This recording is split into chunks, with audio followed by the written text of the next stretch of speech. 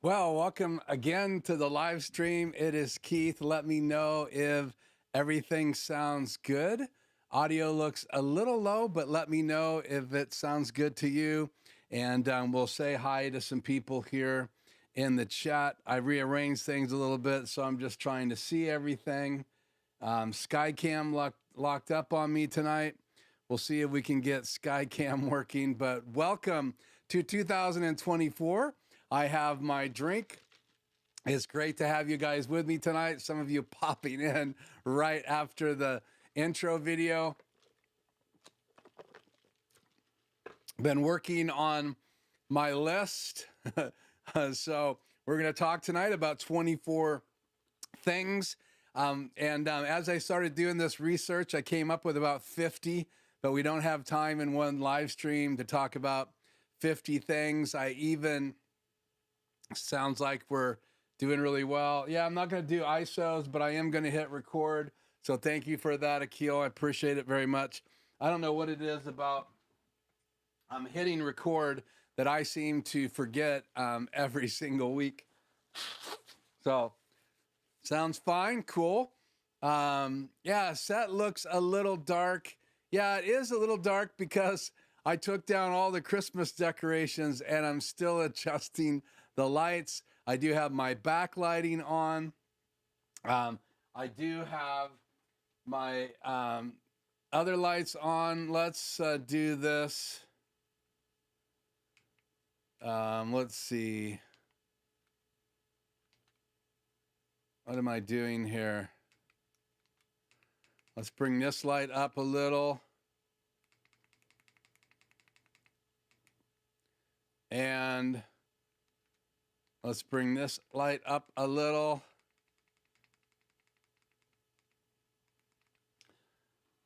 Should be a little better. I did change some things in here because of Christmas, and it's going to take me a couple weeks to get it back. So, okay, so we might as well do this. Let's get chat here on the air, and let's say hi to some folks. If I can locate my mouse here. So let's go back to the top here. Let's put chat on the air, and let's say hi.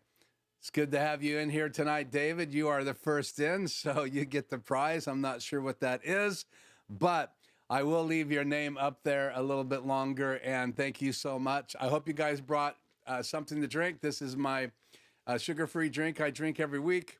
I'm non-alcoholic because I need all of my driving skills tonight because I'm a one-man show.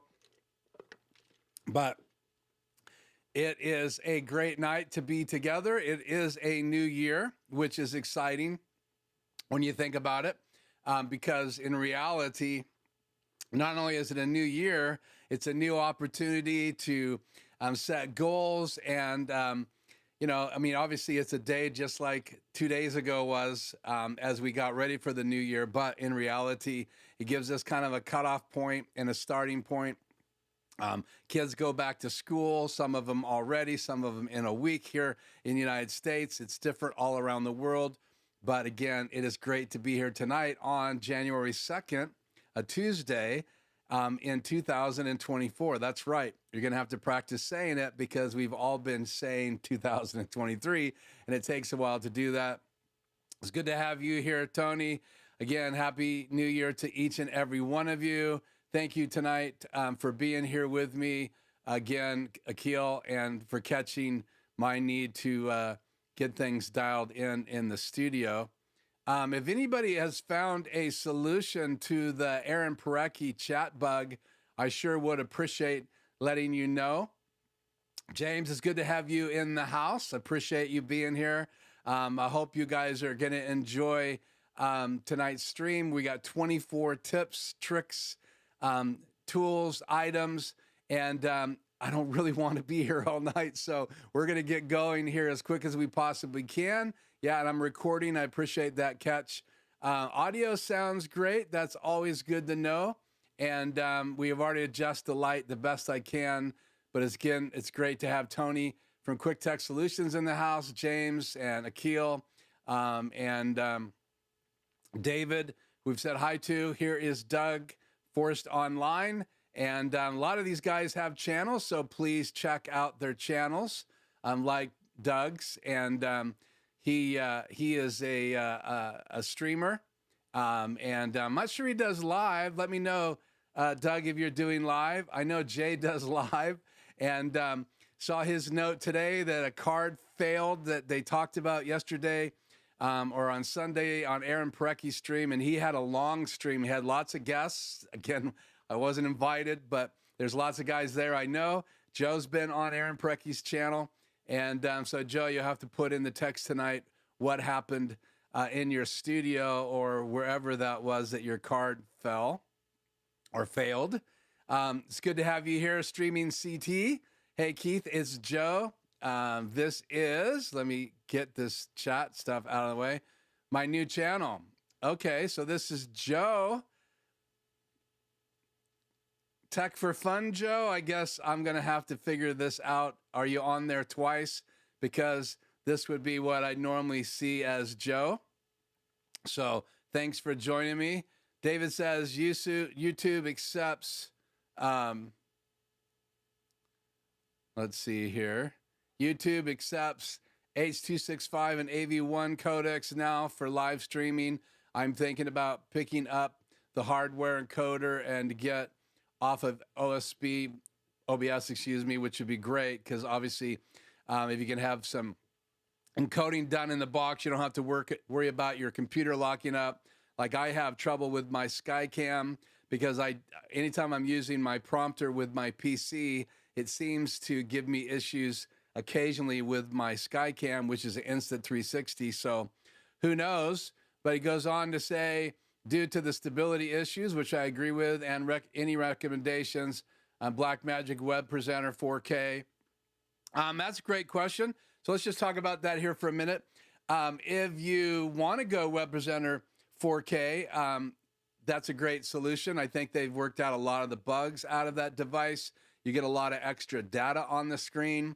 You could get like an ATEM Mini and use it as your switcher, and then come out of your HDMI out, which in an ATEM Mini non-pro or non-pro ISO, you only have program out. So you could just use the program out of an ATEM to go into the Web Presenter Pro, or you could get like an Extreme and have the ability to record the program as well as send one of them out to a multi-view monitor and the other HDMI out, because it has two HDMI outs. And then you'd be able to have the other one go into the Web Presenter Pro 4K. There's, like I said, you could use an ATEM Mini Pro to stream, but if you want to go 4K, and you don't want to go OBS and you are determined to stream 4K, then you have to go up to something that obviously will encode and stream 4K. And that's obviously your comment about H.265, which is the codec that has been developed really to give us higher quality compression in that kind of H.264, H.265 hierarchy. So I would probably say that's the least expensive way to go that I can think of, is to go with the Web Presenter 4K. But again, it's not a switcher, it's a one input device. So you'll have to put a switcher behind it. And if you want to do 4K, then you're not going to be able to use any of the normal ATEM lines. You're going to have to go up to a larger 4K device. And so, yeah, David, I think that's really your only option for saving a lot of money. There are a lot of other ways to go 4K. So keep that in mind. But most of them are going to be computer software based. Or they're going to be bigger consoles that actually have the ability to do 4K. So I hope that helps. Let's see. I want to squeeze out the most quality I can with my limited bandwidth, looking to utilize H.264 or AV1. Yeah, I'm not sure. I streamed 4K in OBS, and you have probably way more experience at that than I do. I did that one 4K stream this year live, which was a crazy thing to do, but I did it using my Camlink adapter by Elgato, and it's HDMI 4K, any 4K input into a USB 3.0 port. Obviously, again, now you're streaming from OBS or other options for software, And I think I was doing 10 to 11 or 12 bit when I streamed on OBS. I was using, I believe I was using the codec H.265 if I remember, but I'd have to go back. And I don't know that I shared that part of the screen during that live, so I'm not sure that I have any answers for you on that. But yeah, sounds like a good plan, Dave. I'm glad you're here, and I'm glad you're sharing some of these ideas that you have going in to 2024. So what we're going to do tonight, and I'm going to continue to look, let me get the phone app, which seems to refresh faster. There we go. So Joe is saying that the Web Presenter 4K gave him trouble, and the regular Web Presenter seems more stable. So, yeah, I mean, obviously, Joe, if you want to share what kind of trouble you had with David, that would be cool. That's why we're here, and it is a three-way conversation. So, not expecting all of the conversation as we grow on this channel to come directly to me. I would be happy to have you guys interacting as well. I will say this, we do have a plan tonight, and that is to cover 24 items. I've got most of these items that I really want to talk about tonight. I have websites ready. If you go back and look at my still image, let me just kind of drop the full view here right over top of me. Let me do this first. Let's take Joe's chat off the air. And let me drop this on here. No, let's do this. Let's be a little bit more high tech tonight. And let's do slideshow and me. Is that going to work? Yeah. Again, there's my happy 2024. I know some of you that have gone to my channel and subscribed. You got a deal in the mail. I also talked about my ATEM Mini getting started video, and I emailed it to everybody that subscribed to my mailing list, and you can do that over on my channel. I'll put a link in the description in a little bit, and I hope you guys will join me over there. But this was in the still image, and I spent about 4 or 5 hours yesterday kind of going through my pictures and my database and just thinking about things that I felt like are good tips for if you're doing video or you're doing productions, you're doing live streaming, you want to make your live stream easier, especially if you're going to be using the Blackmagic design equipment. You're trying to get the most out of your ATEM Mini. You want to have different angles in your studio. You want to have lights, all of those things, and you want to make things easy to use. These were all things that I really wanted to talk about tonight. And there's more than 24 here.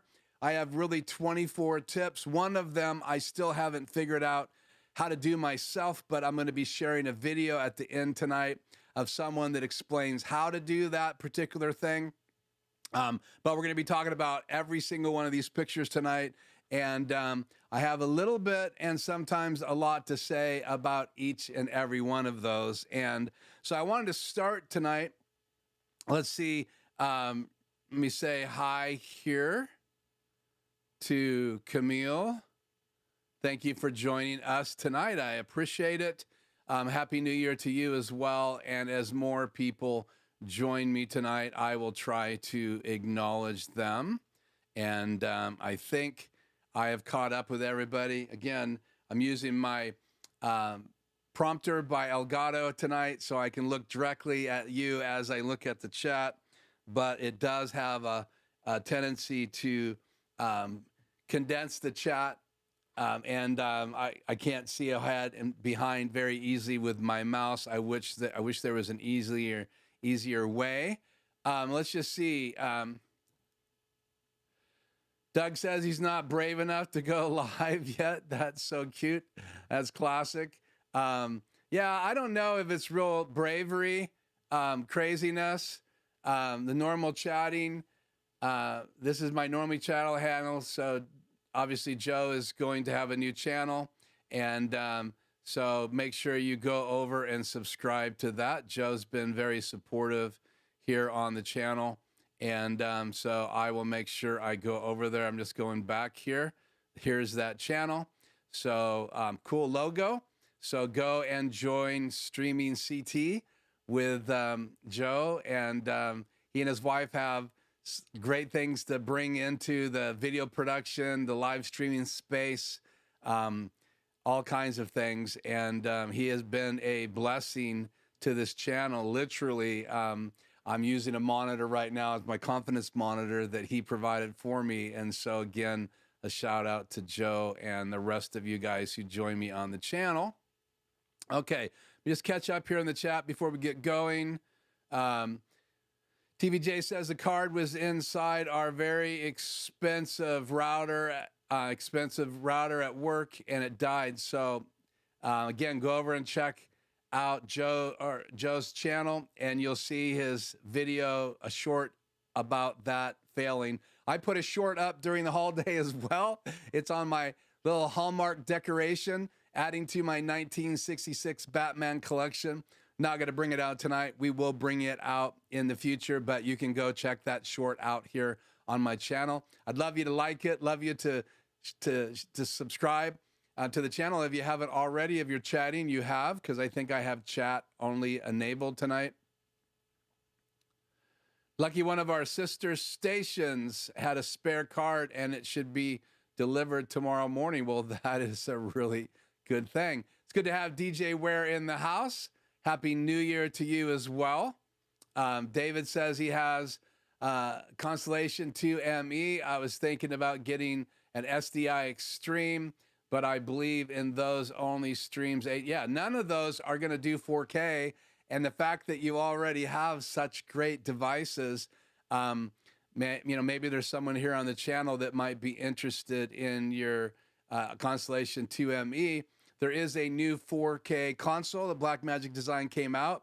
It does only program recording, so it doesn't do ISO recording. I don't know if they'll ever find the ability to do ISO recording in that console because of most likely overheating issues, even though they've never tried it. So we don't know if it's an overheating issue.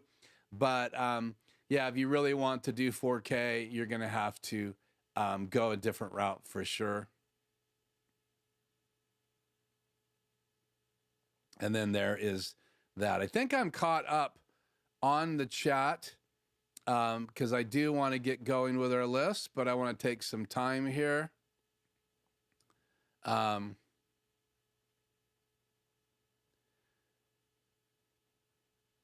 Check this device out that Tony has been, David, that he's been using.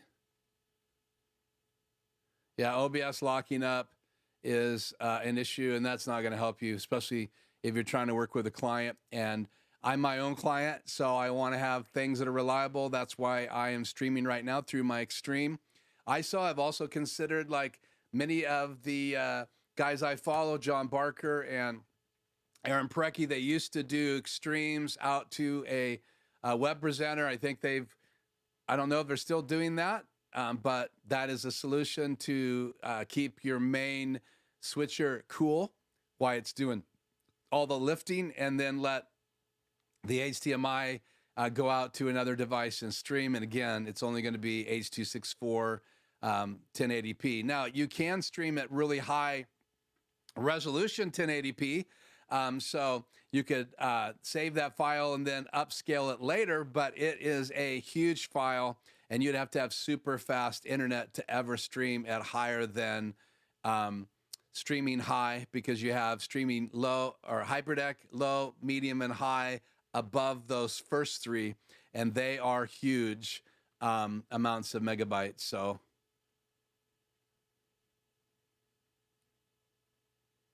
wow. So Joe's 2ME was defective out of the box. Wow, that is not a great way to start with you, is it?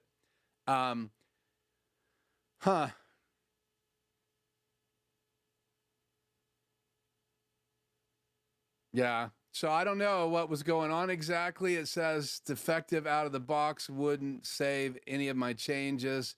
So it sounds to me like something going on in the network protocol, maybe.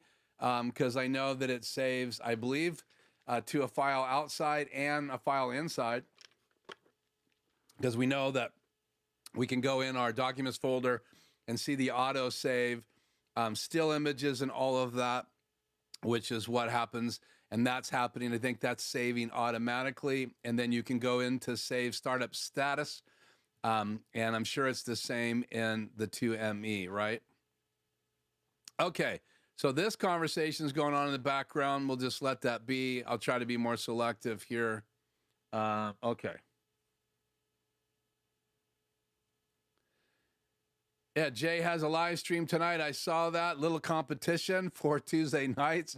It is a good night. I totally get it. I like Tuesdays way better than Mondays. I always seem to be doing something on a Monday night, and Tuesdays I'm always home. So, okay.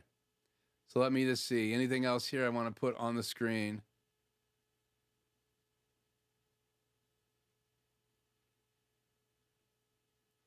So if you want to check out Jay's live stream, please do that tonight.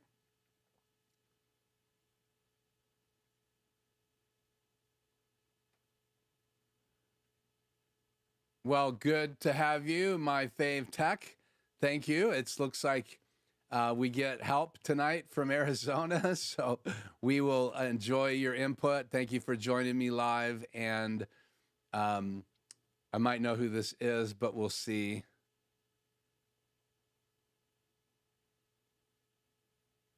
Do I always have tips for Blackmagic design for new products, new ATEM Extreme 4K, for example? Yeah, I've never had one. So it's really hard for me to give tips. Now, I've looked into those devices very extensively. There is no new ATEM Extreme 4K at this time, but there is a console. Let me just see if I can bring this console up just so we can get it on the screen.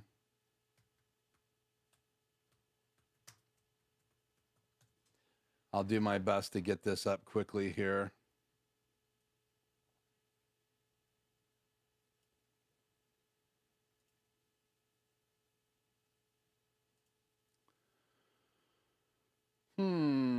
Where is it going to be here?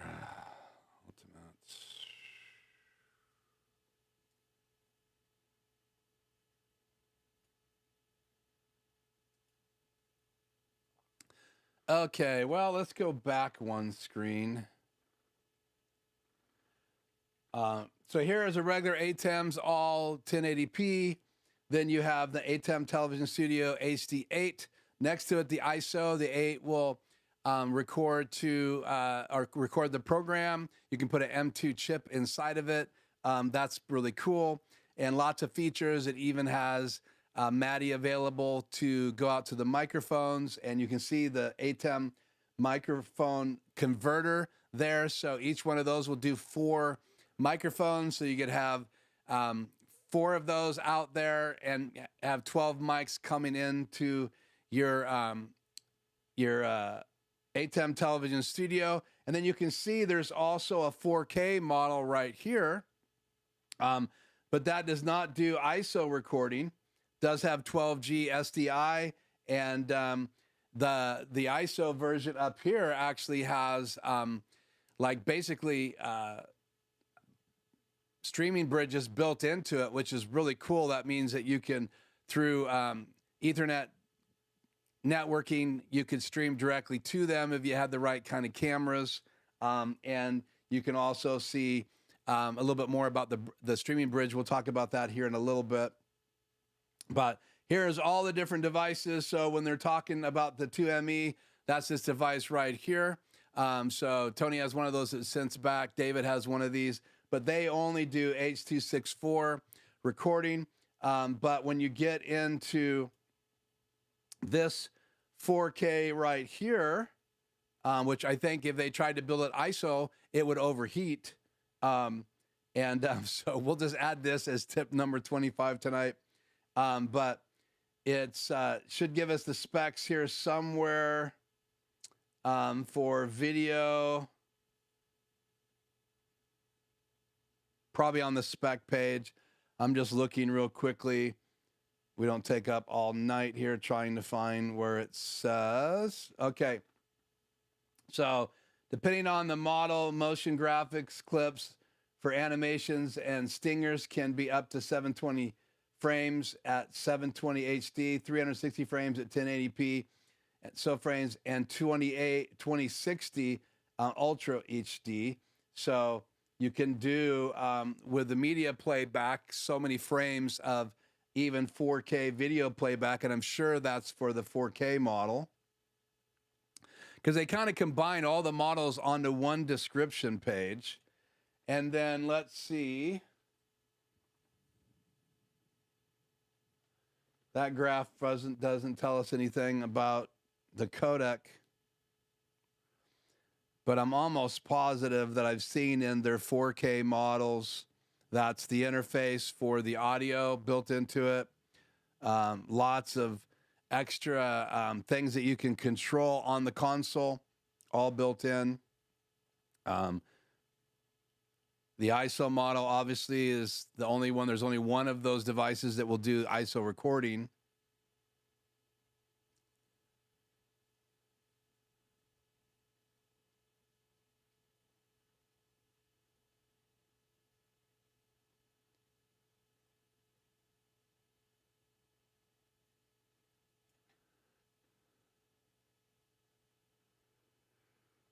Yeah, here it's talking about streaming directly to the ATEM Television Studio HD8 ISO, because that has the streaming bridges in.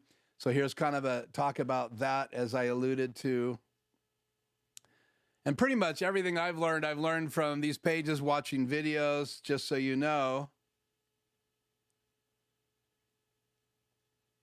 It's designed for easy repair. Here is your redundant power built into the back of it. There's the device for adding microphones, so you can use MADI now, and you have 4 microphones per device, and then it can plug into the back of it. You can daisy chain those devices, so literally one could then go to another one, to another one, to another one, just like stage boxes work, like my new stage box by Presonus. And you can daisy chain those. They also sell a network device. I don't see Blackmagic Design selling a network switch for those devices. So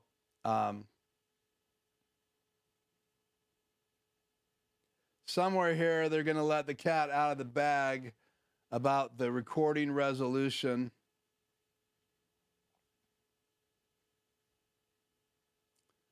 But we would probably have to go to the spec page. So can't really help there. I tried, but I'd have to dig deeper and answer that question, Camille. But in reality, there is a 4K device that will stream, that can record the program out. You could then record on Blackmagic cameras and incorporate that into your mix downs later if you wanted to have a 4K recording. But for live streaming, it's really not a good solution for trying to record and live. If you just want to use it for a live production, then yeah, you can stream 4K live from it. It probably has the same encoders built into it as they have the Web Presenter 4K, I would assume. But again, I'm just guessing now. So, and you know what happens when you guess. You're welcome, Joe. Thank you, Camille. Please smash the like button. Yeah, Epiphan also has a 4K H.265 solution. You can find out Curtis Judd has done stuff on that. John Barker, I think. Aaron Parecki. Let's see. Photo Joseph. I think all of those guys have had moments where they've been streaming with or bringing in guests through the Epiphan Pearls. I have a friend that was looking at one seriously back when we were talking about him setting up his studio. He ended up with an ATEM Mini Pro because he didn't want to spend the money on a Epiphan device.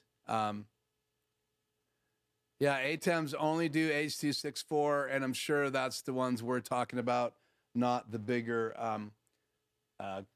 consoles. And I'm always struggling with the naming system for Blackmagic Design. So again, ATEM Television Studio. And then they add different tags on those as you go down the chain. YOLO Box is a really good device. Aaron Parecki does all kinds of videos on the YOLO Box. That's kind of been one of his extra lanes on his channel. So if you haven't been attending or checking out Aaron Parecki's live stream, it's just under his name. And I would highly recommend that you go over there. He does a lot of things with YOLO Box, and he gets all their new devices, and they have new things coming out all the time. And he just did a video on their new YOLO Box, and he's done the mini. I think there's 3 or maybe 4 different versions of that out now. The E3 also does 4K, Tony's saying. I don't know that device, so take a look at the chat and consume that and go check out those devices. Joe has a Pearl Nano, Nano in my hands, gonna do a video on it. Cool. So hopefully we'll get that video, and maybe Joe, when you do produce that video, please send me an email and let me know, and I'll make sure that we highlight that in the next live stream, because I think I would be interested in watching that video.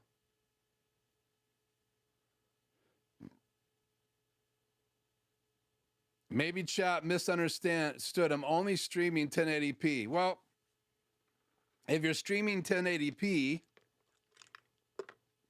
then there's all kinds of solutions. I would probably go with an extreme ISO. And if you want to get up to 4K H.264 codec, then you're going to have to just find a device that does H.264, because the ATEMs only do H.265, because the ATEMs only do H.264. Okay, I only mentioned the 4K web presenter because it still streams in the 1080p, but with the H.265 codec. Cool. Okay. So now that we've caught up to what David was asking, let's move on here. I'm just going to scroll down the chat. Good to have you in here tonight, Hank. A homebrew, do-it-yourself method. Yeah, is that in reference to... I'm further behind the chat than you guys are.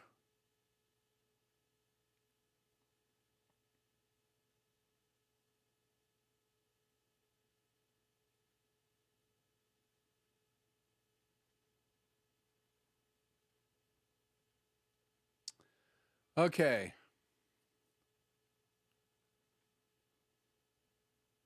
$2,500 for 4K in the Pearl. Thank you for that, Joe. Okay. Using SRT, homegrown. Yeah. Well, obviously, okay, David, hope your errand turns out great. Thanks for stopping by. Thanks for letting me know you're heading out. Okay. So let's just back up for just a second. And I wanted to say something before we get in our list of 24. This is my little conversation about 2024. This is a glass of water. And there's a number of ways you can describe it. It's cool, clear water from my tap. I don't think, if I remember right, I don't think I used the water purifier that I have in my sink. So this is just regular city water. Doesn't really have much of a smell to it. And I've been in towns where water has a smell.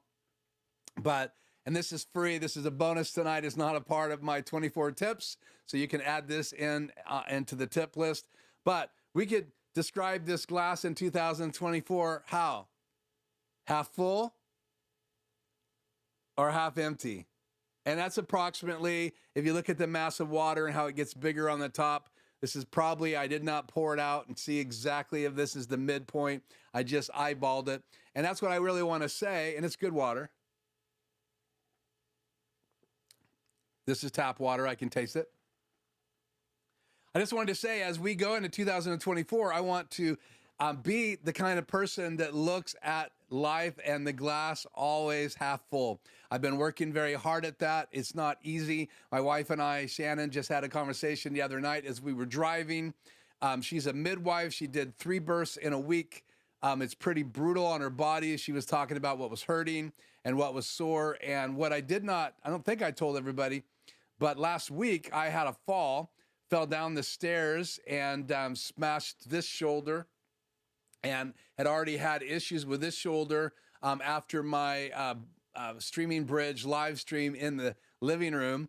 I don't know what happened. It just got bursitis or something in it, locked up, and I could barely move it. I couldn't lift it up. I literally couldn't lift my hand up to put it on a mouse. It was so sore. The next week, last Tuesday, I live streamed. That was after Tuesday night of the live stream. Before that, I had lots of things I set up in the living room and a lot of things I had to take back, and it's hours of labor. And yet, that's the last thing in the world that I want to focus on when I'm live, right? I just want to focus on you guys being here, that you took your time to come, and I want to fill the glass as full as I possibly can every Tuesday night. And if the chat takes some of it like it is tonight, that's great. Conversation is awesome. Wish you guys all a happy new year, but we are going to dive into the list tonight. And I just want to be able to encourage you that how you perceive things really makes a difference on your attitude and how you live your life. And I have really, and I'm really talking to me tonight and just sharing my heart. Really don't want to talk about what hurts.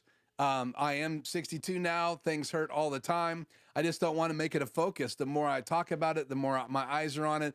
And they say if you're riding a bike down a path, your eyes and your bike go where your eyes look. So if you look at every obstacle and every rock and everything that's along the path, you may hit them. So we don't want to look at the trees to the right and to the left when we're heading down the path. We want to keep our eyes forward, and that's just my heart tonight. And I wanted to share that I want to see the glass half full, not half empty. And I hope that is a really, really positive thing for you tonight. Yeah, so let's just go back here. Joe goes, you fell. Yeah, I fell. We have a kid gate up on the stairway that leads up to my wife's office upstairs above my garage. And as I was climbing over it, our bookkeeper comes on Friday. Both of us go up and down the stairs to do books. My granddaughter has been staying with us quite a bit this last year, babysitting and things like that. So we have a gate up. And the only place to put the gate, because the laundry room door is on one of the steps. Well, the gate has been slowly getting up, further up the steps. And so it was on step 3, and I lost my balance coming down the stairs, stepping over it. And I slammed into the ground, also hit my wife's red truck that's right by her entryway, and this elbow dented her front right fender. It was a classic moment. So yeah, I did fall, and I was in a lot of pain. But again, I don't want to focus on that. I really want to focus on the stream and focus on, getting the job done and helping you guys with your live streams, helping you with tech, answering your questions, encouraging you, joining every Tuesday night for a gathering so that we can have conversations about the things that we love to play with. Some of us use them for work, so we work with them. I use them for both and love it on both ends. I love to have the greatest tools possible for the jobs that I do, and I love to have good tools, quality tools for both that and live streaming. And I have kind of focused on the Black Magic devices, and that may change in the future. Who knows what's going to happen in the future, because the future is going to hold itself. So, okay. So I will get back to the chat. I'm going to get into tonight's list. So the first thing on my list, I brought an illustration. So in your studio or on a live shoot, this is item number 1. And this lamp can be turned on and off. It's going to blind you.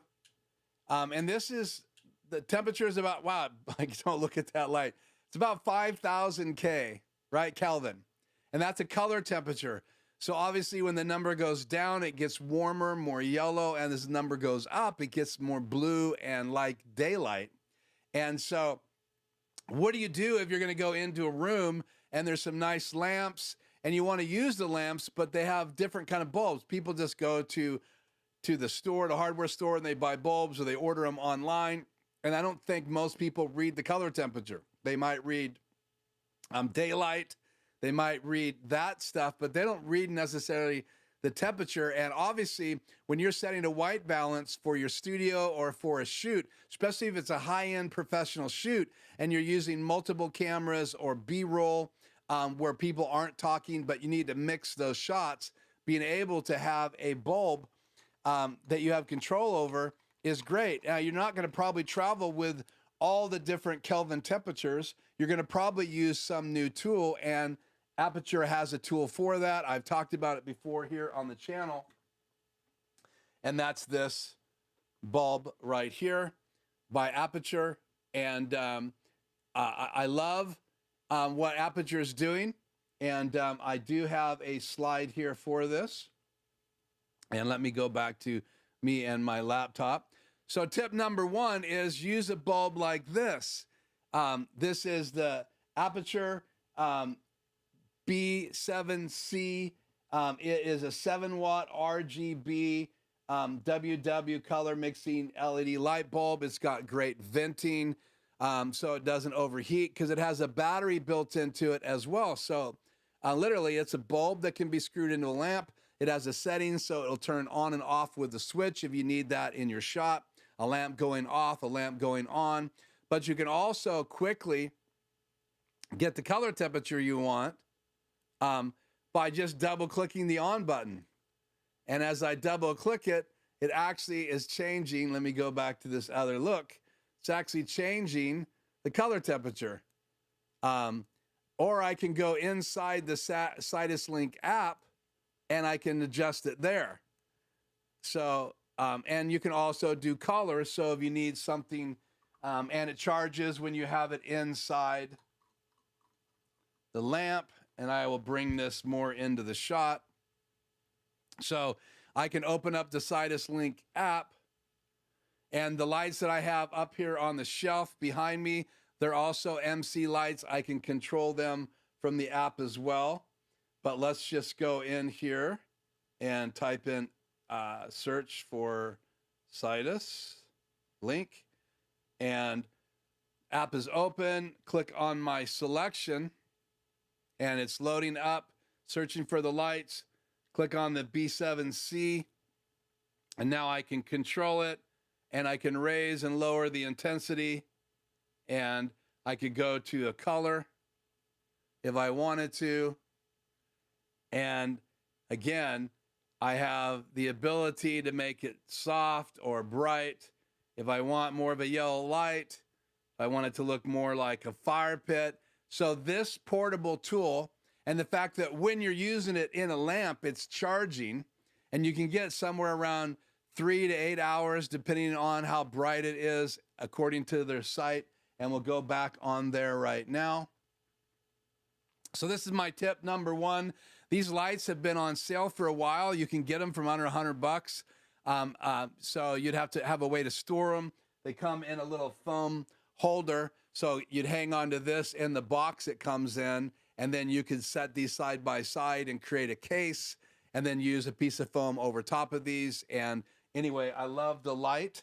I love that it's actually charging right now as it's sitting here, and I could use it in a set. If I needed a quick key light for a stream somewhere in my house, and I just need a light, I could set this in a little lamp, set it on the table, and then I have a light that I have control over all of the temperatures that are available in this light, and they are huge.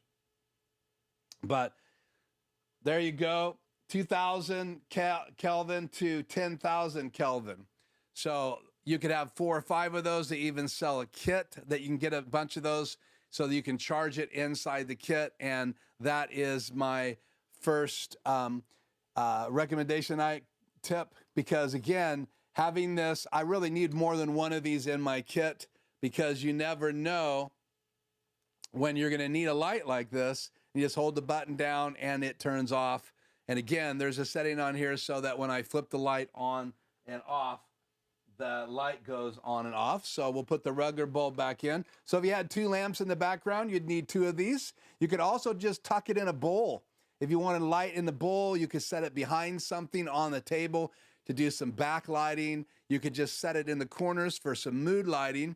And they don't have to be plugged into a light socket, but that is how you have to charge it. There's no USB-C port. I wish that if they ever do an update that they add a USB-C port.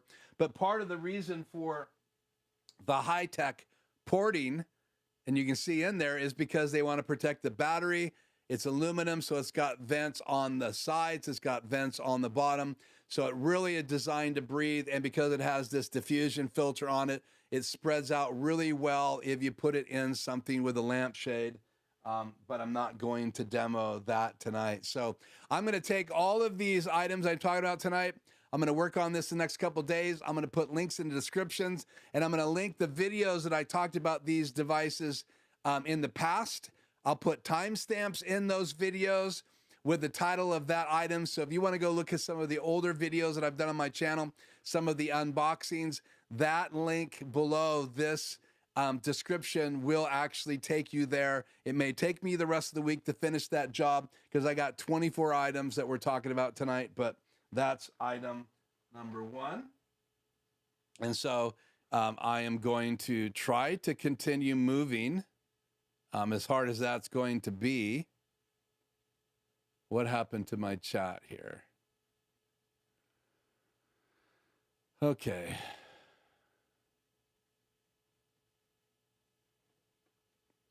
We'll shut the link down.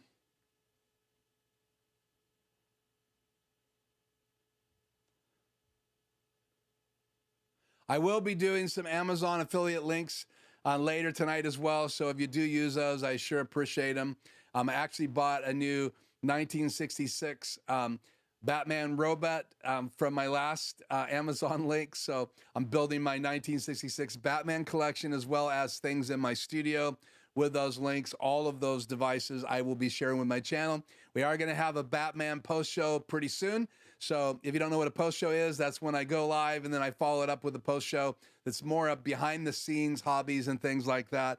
And I do have one planned coming up very soon. I also want to do another remote. We interviewed David who does lights right here in the Tri-Cities. We interviewed him 2 weeks ago, so go back and check out that interview. I think it was 2 weeks ago. Maybe that was last week. I'm losing track of time, but I will be putting some Amazon associate links. My older videos probably already have Amazon associate links, and I did talk about this light at one time, and I'll make sure that that link is in the description. So just come back in a couple days, or I'll remind everybody next week that I have all those links done. Okay, item number 2. I do want to go me and slideshow. And I want to put this up. So Manfrotto 2 is a auto pole, and it can go up and down and side to side, so you can mount lights on it. I wanted to prove this point tonight because I did have a viewer reach out to me and ask me about this.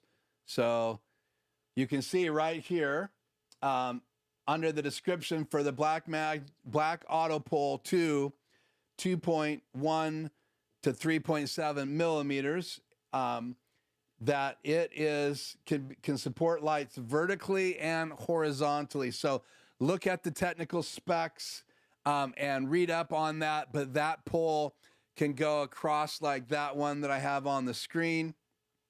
So if I go back to me and the slideshow and drop that back in here again, I'll just let you guys see that. I do have a video here on my channel that talks about that. I also want to talk about tip number, tip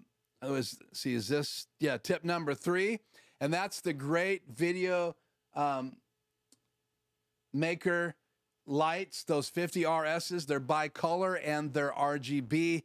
They're not super expensive. They come in a really cool kit that actually has a couple types of diffusion, one that you can mount on it to give you a little bit wider diffusion. And let me bring this up here real quickly.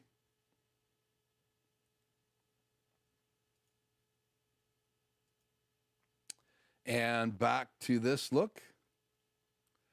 we'll get 3 of these out of the way. So here's the 50 RSs that I purchased. And if you check online, they come in a kit with 2 lights and a nice soft bag.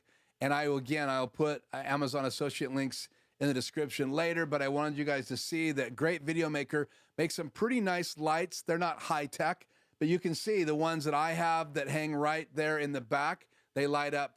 They're hair lights when I have my podcasting table out here, and they're just accent lights on the wall when I don't have my podcasting table out. And so I have one on both sides. You saw them in that picture, but they have 1,088 lamps in them. And then they have this great Video Maker 680 RS, and you can see all the specs, 9,200 LUTs for the ones that I have, and I really like them. They're very bright. If you want to go for 6,000 LUTs, you can get one with 1,244 lamps in it. And again, I really like these lights. They're perfectly light enough to put up above you and put them on auto poles and not have to worry about them. So that is tip number 3. And the reason it's a tip and not just a product, I'm not just trying to sell products, is because that's one of the best performing videos this last year has been this video on the auto pull. And I had someone actually say that they're not designed to go side to side. Well, there is one that Manfrotto makes. And so I'll make sure I do a link to that in the description later, and you guys can come back and again, get you an associate link for that as well. So auto pull 2, right here, and keeps wanting to go away.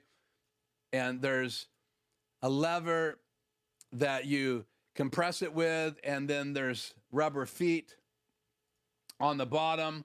There you can see it's the auto pull, and the model numbers are on there.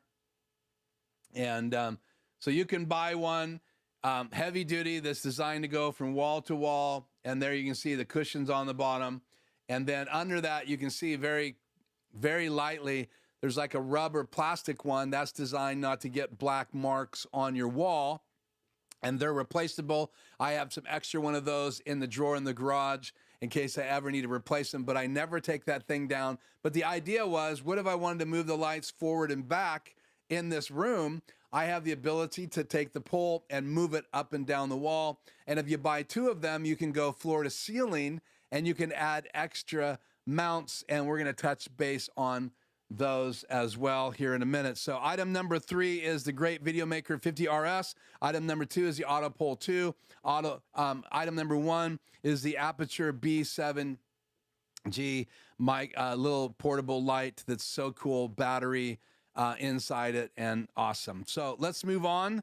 The grip type mount for your phone. I absolutely love this. Find it here. So Joby makes this grip. Commercials are popping up, of course. I use these all the time. I have one here in the studio.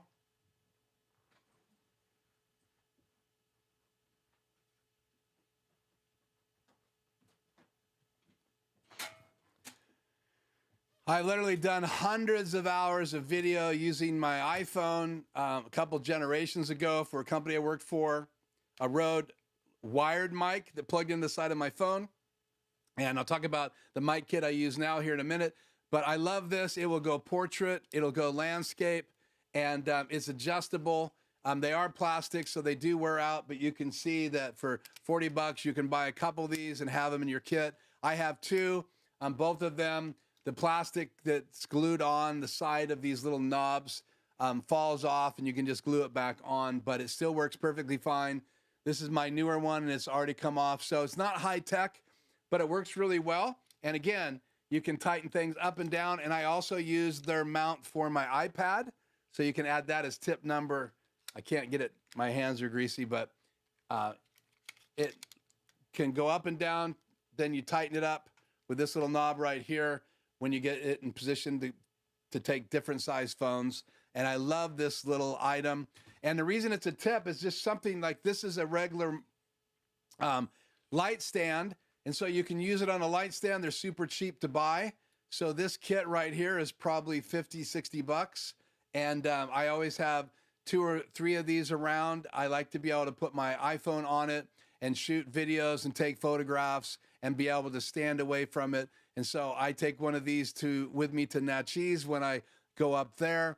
And I took this when we did the tents because I could just get some shots with it. In fact, I was videotaping from my iPhone at one of the events just because they wanted to, at the last minute, they said, hey, can you do video? And I said, yeah, I will do it on my iPhone. So I had to offload the footage every week, every time. And I just bought one of these lightning adapters that has the ability to pop in discs into it. And I copied it from my phone to a disc, and brought it in the studio and put it on my backup drive. And I have 2 versions of that floating around here, but I only see one right now. I have the bigger one that has the bigger discs because I have a Canon 5D Mark IV and a Canon 5D Mark III that has the bigger compact flash cards, but this just takes the regular SD cards. It also has a micro port, and you can also charge from it. So you could then plug another device into it. So great tool to have.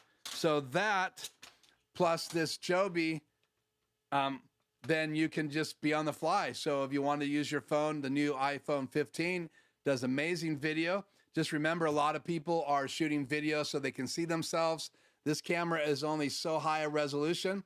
The real good cameras on smartphones, and people forget, are these cameras. So you find yourself shooting a lot of B-roll or wide shots, you know, reveal shots, things like that. And then you shoot your talking head so you can see yourself in the monitor, and that's not the highest resolution of what you can get out of a smartphone. So just make sure you don't forget that. So we'll set this down. So that is really number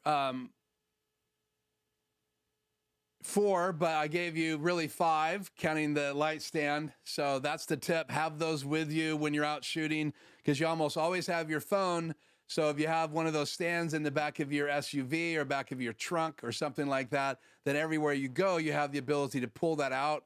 You can get a shot with you and someone you're having lunch with. So you can just hit the timer on your phone. I have gotten so many cool photographs because I had that tool in the rig with me. The other thing I'll do is if I'm with a friend and there's an orange cone somewhere on the lot, then I'll lean my phone on the ground up against the orange cone, and I get what I call the hero photographs because, again, they're aiming up and we're really big in the frame.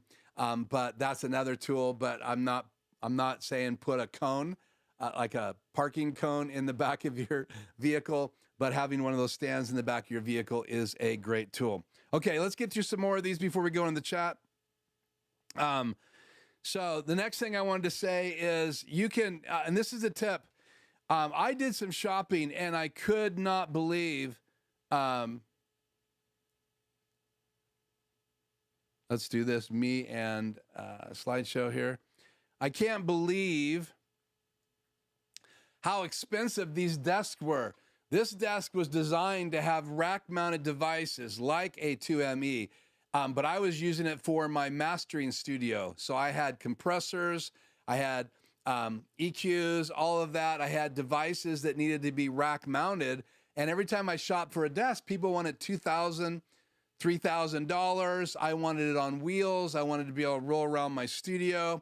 I wanted to be able to have rack items on the left, because you can, once you have a rack desk, you can put rack drawers in it. Anybody who's been in and around the IT world knows about rack drawers. I don't have a page up for this, but let me pop this up here real quick. So this is just a rack drawer. So I have 2 of these in my rack here in the studio, and I want to get 2 more of these for my new rack that I've had for a while, but I'm taking it on the road with me when I do live sound events. So I can just put that in the back of my SUV, roll it, carry it, roll it out, roll it around the venue. It's going to have my stage box in it. It's got great venting because I don't have a lot of other heated devices in there. And so I want to have a couple drawers so I can put my microphones, my wireless away. I will be buying locking drawers But that's another thing that you can do when you are working in these kind of environments. So again, let me get this ready.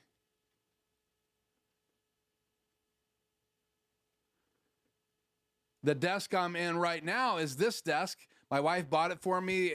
That's me putting it up in the bedroom. That's the maiden voyage out of the box. That's my first shot on my iPhone of that desk. And that was before I ever started live streaming. That's before I started this channel and started live right in that corner of my bedroom. That bedroom's still in this house on the other corner. I'm on the front corner and my house is on the other side on the back corner. But you can build a desk, and this is the end result. So I started with an idea, I drew it out. So my tip is go ahead and build it. I just went and bought some plywood from Home Depot. I drew a pattern, I measured everything, I measured the racks that I liked.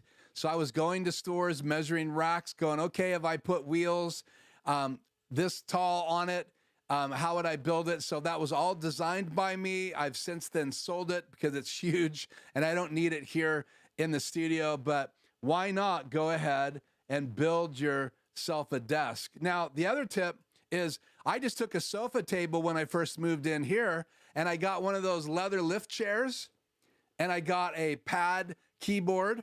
It's in the hallway, but that you can see me there just using my laptop. That's my Asus ZenBook Duo, but I was literally mixing and mastering in this room. You can see my JBL subwoofer on the floor, the two speakers there, my big TV, which is the one on right behind me. So I was literally in this corner facing that direction when I first came in here so I could slide that sofa table right over those two racks. So that sofa table fit right over top of those racks underneath my TV. One side has my Xbox, my TV receiver, all of that was in one side, and the other side, and a computer, and the other side was all my rack-mounted devices. And there's about $4, $5, $6, $7, $8, about $8,000 or $9,000 worth of rack-mounted gear on the left side. My Apollo, not my Apollo interface, it was the Antelope Audio interface, Orion, I think, and then below that was my 4710, 4 preamps with some compression built into it. Below that is a power supply. Below that, I think, was my my DAX Bax EQ. Below that was a New compressor, stereo compressor, and below that was a device that was designed, I think, by Personas. If I remember right, was it Personas? Who was it? It literally would model some of the highest end preamps and compressors in the industry so well that many people that were actually asked to listen to it against the real compressor and then the digital analog versions, because it had literally digital and analog amps and devices and all that stuff, tubes inside of it, and they would switch on or switch off depending on what emulation it was doing. And I sold all of that to help pay for this studio now. So if you wonder where I got the money for the cameras and all of the stuff and the ATEMs and all of that, it was selling off all of that. I kept the speakers and I kept the 2 racks.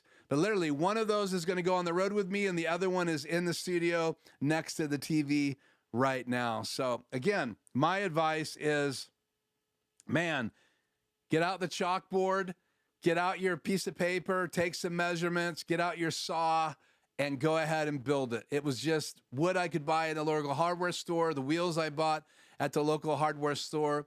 My wife bought me the back cape, and the chair was from our office, and I set that up right before I started putting in the rack gear. Stained it myself, sanded it myself, screwed it together myself, and I took rack rails and I made the rack. So there's a rack on the left, middle, top, so there's racks everywhere, and there's also racks in the center of the little shelf there, and then I had 2 monitors on the top of that shelf. I even measured 2 27-inch monitors so they would fit on that shelf side by side, and then I had my Wharfdale speakers on the top of that, and then my JBL was on stands. I think that's how the studio was laid out. Here's a picture again. So it looks like the JBL speakers are on oh, they're both on top of that shelf. So it's been so long, I cannot remember. So, okay, man, I'm rambling, so I will stop. So I think we're up to really way more than 6. I think we're up to like 8 or 9, but I'm still going to go through my list. Let's catch up with the chat right now. I don't know if that's even possible, but I'll do my best here. I'm going to use my phone as well. And let's just look here.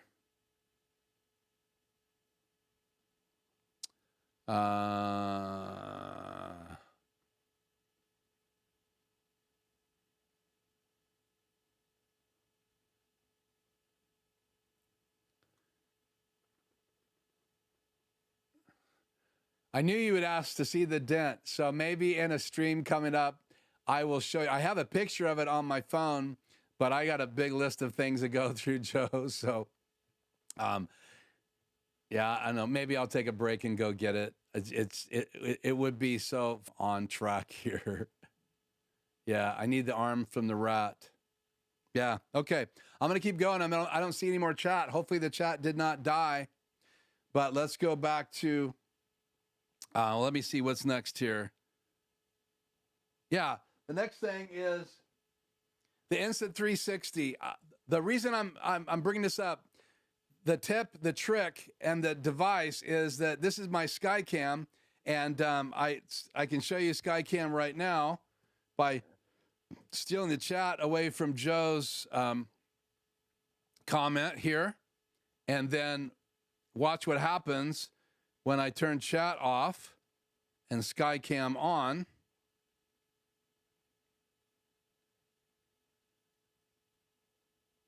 Locked up again. I'll just show you guys what's here. That's the shot we have right now. So that's my Instant 360. Again, I'm having lockup issues with it tonight, so I'm not going to keep it on the air. But again, I can bring this camera on the air. Normally I have it coming in my prompter coming from my laptop and my Skycam coming from my PC, and I don't have any issues with it that way. But Skycam lets me show people around my studio. You can control this with your phone.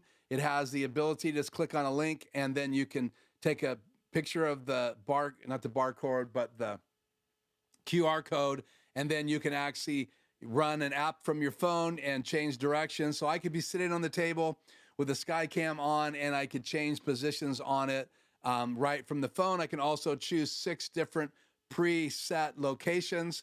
So I absolutely love these. I'm using one tonight, and I have a second one always to take on the road with me. I used this at the tent as well as a secondary camera because I wanted to compare the picture of this to my iPhone. iPhone did a little bit better, if I remember right, in lower light. And so, but when they were starting during the daytime and we had good light in the tent, this picture was a little bit better. And then obviously as light began to drop. So this is by Insta360. It's called the Link. And again, it is a web camera. And if you want a HDMI version of this, Ozbot is coming out with an HDMI Ozbot camera. They've asked me if I would like to review one. And so I'm looking into potentially doing that here in the next month or so. I haven't said yes yet, but I might be doing that sponsored review. It's nice that they reached out to me. But I am a real Instant 360 fan. So again, there you have it. I have 2, so you know I'm committed. I bought them with my own money. This one was up here on the left-hand side, so I can switch cameras, but I took it out to show you guys the box. And again, it comes with a USB-C cable. It's 4K, but 3 different shots from this device with its item number 6. And I have a link here for that, or a page. Oh, let me go back one here real quick. This was something I missed here.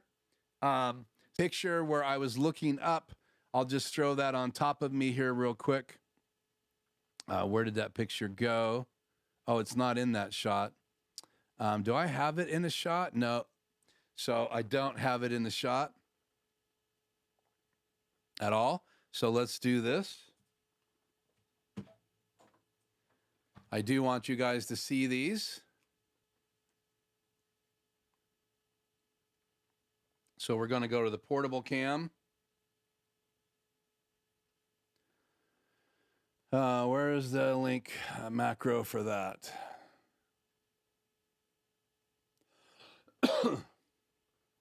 Let's go portrait. Boom. Okay. Those mounts are right up there. This one could be seen easier, I think. Turn that light off real quick.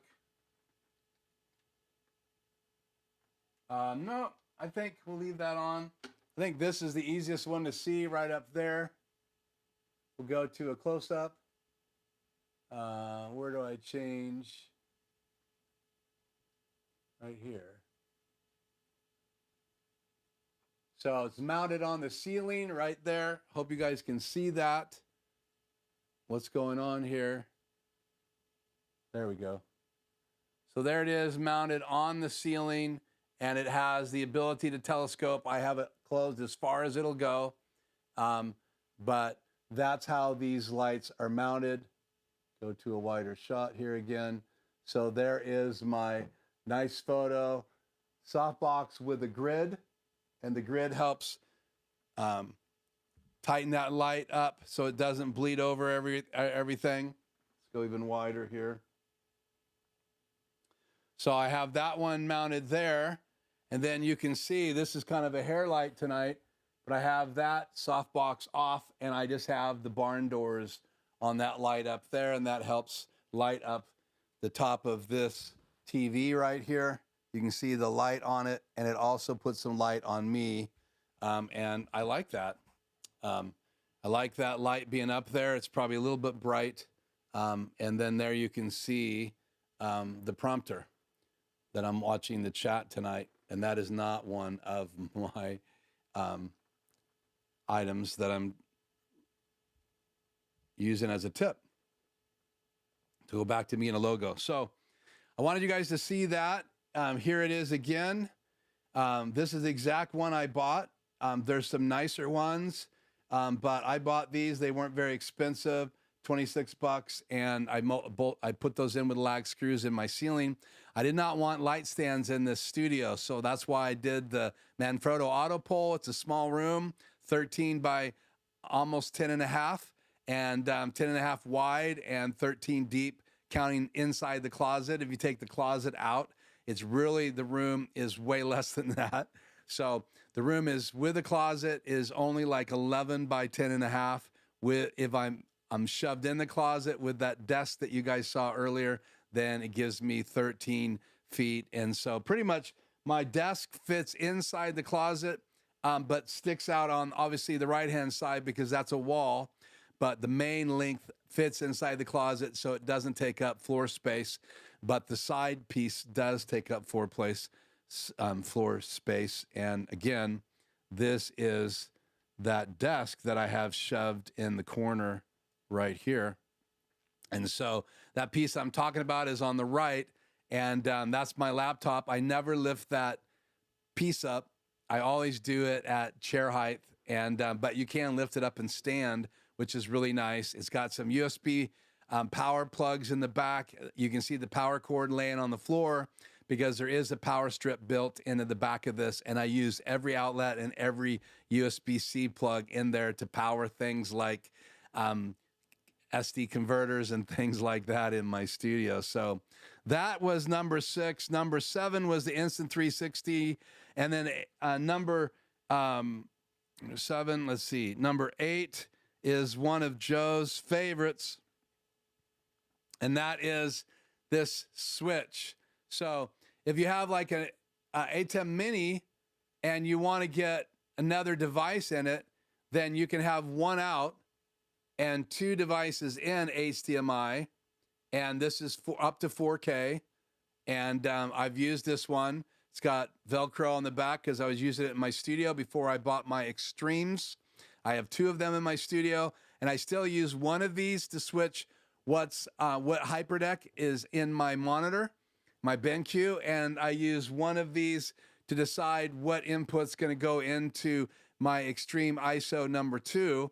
So I have the streaming bridge and the program, like tonight's program, can come in to my other Stream Deck. So if one locked up, the idea was I could start streaming from the other Extreme, but it doesn't make much sense, so I never use it. So in reality, it just sits there, and I leave it set for my my streaming bridge almost all the time. I am using the Streaming Edge, the streaming bridge outlet tonight for my camera on my iPhone. So that I stole that HDMI input tonight, but it's got a little button, and it changes between input 1 and input 2. It takes about 1.5 seconds, so it's not instantaneous like you would get if you're switching in an ATEM.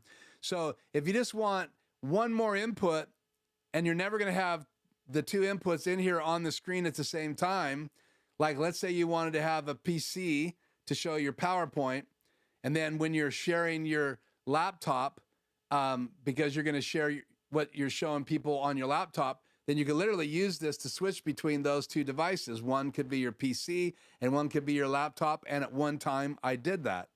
I could have my PC come in or my laptop. So let's say the PC was a Zoom guest, and I don't need him on the screen until it's time to bring the guest on. Using my DVE to bring him on the screen with me, I could put him up there in a DVE on an A10 Mini Pro, or over there or down there. I could go down there and put them full screen on an ATEM, or I could put them in Super Source if I was using an Extreme and Extreme ISO, and I could put them in any one of the 4 boxes available in Super Source. But this is a great way to get an extra person into my live stream. So that's one, and I think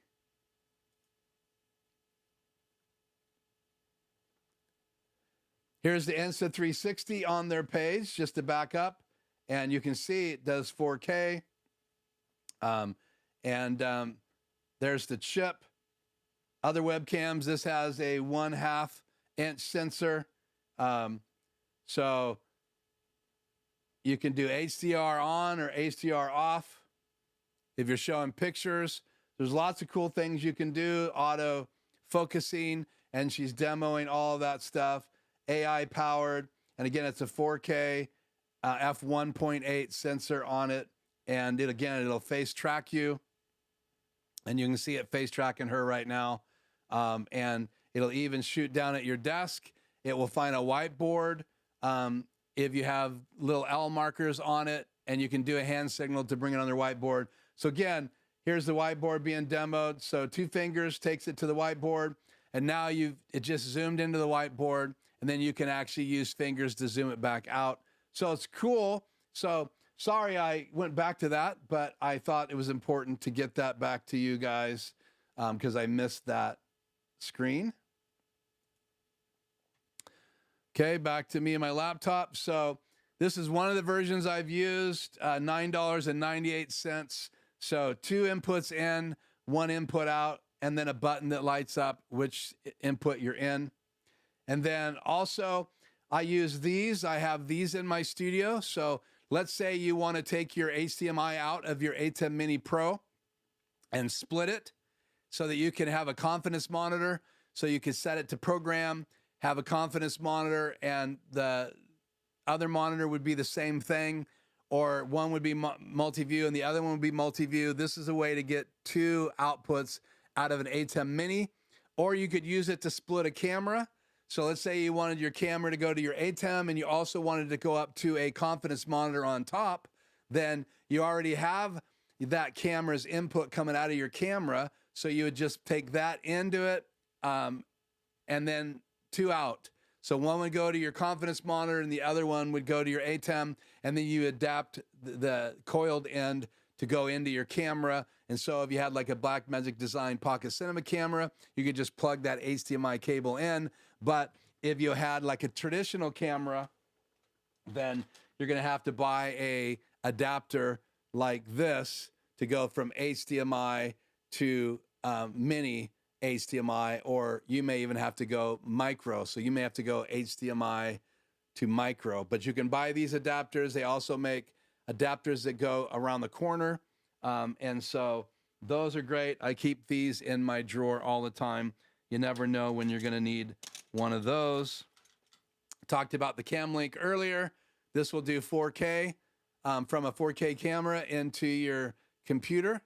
So your Mac or your laptop, your PC, and that's what I used when I first started in the bedroom streaming in OBS. Okay, so that's two more. So that is tip number 8 and 9. The next thing I want to talk about here is this.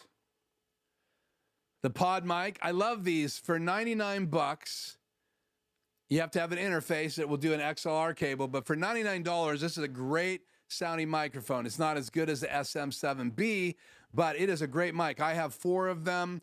They now have a USB version right here.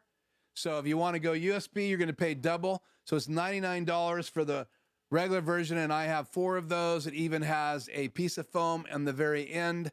It's kind of designed like a condenser pencil mic. That's why it has the ribs on the side. That helps cut out some of the side sound. It's dynamic. It's not a condenser. But you can also get a version that's both XLR and USB, and that's what this one does. So this will do USB. It's $200. But this is also the pod mic. And you can see you have a volume control in the back. You also have a headphone out, XLR input, and you have a USB-C input. So you can get the same sound of the pod mic. Possibly it might be a touch better. Who knows? I've never A/B'd them. I don't own one of these, but that's 2 microphones that you could possibly use, and they are great sounding microphones. So you could buy the PS1 Rode boom arm or the new version of it and add one of those mics, and you would have a nice setup. And you don't have to go XLR. You can buy it and go USB, and it's probably going to be one of the nicer sounding USB mics. Plus, it looks really good when you have it hanging down from a boom arm because of the way it's designed, and it's jet black, which is really cool looking. The other microphone, I have 4 of these, and these kind of have a silver black look to them.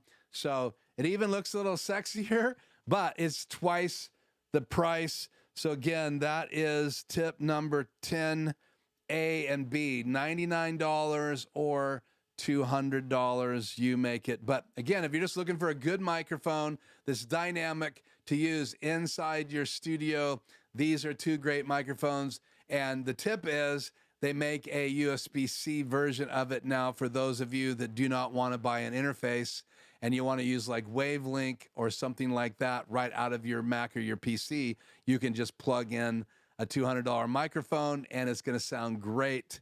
And it's made by Rode, and they make great microphones. So again, that's tip 10, A and B.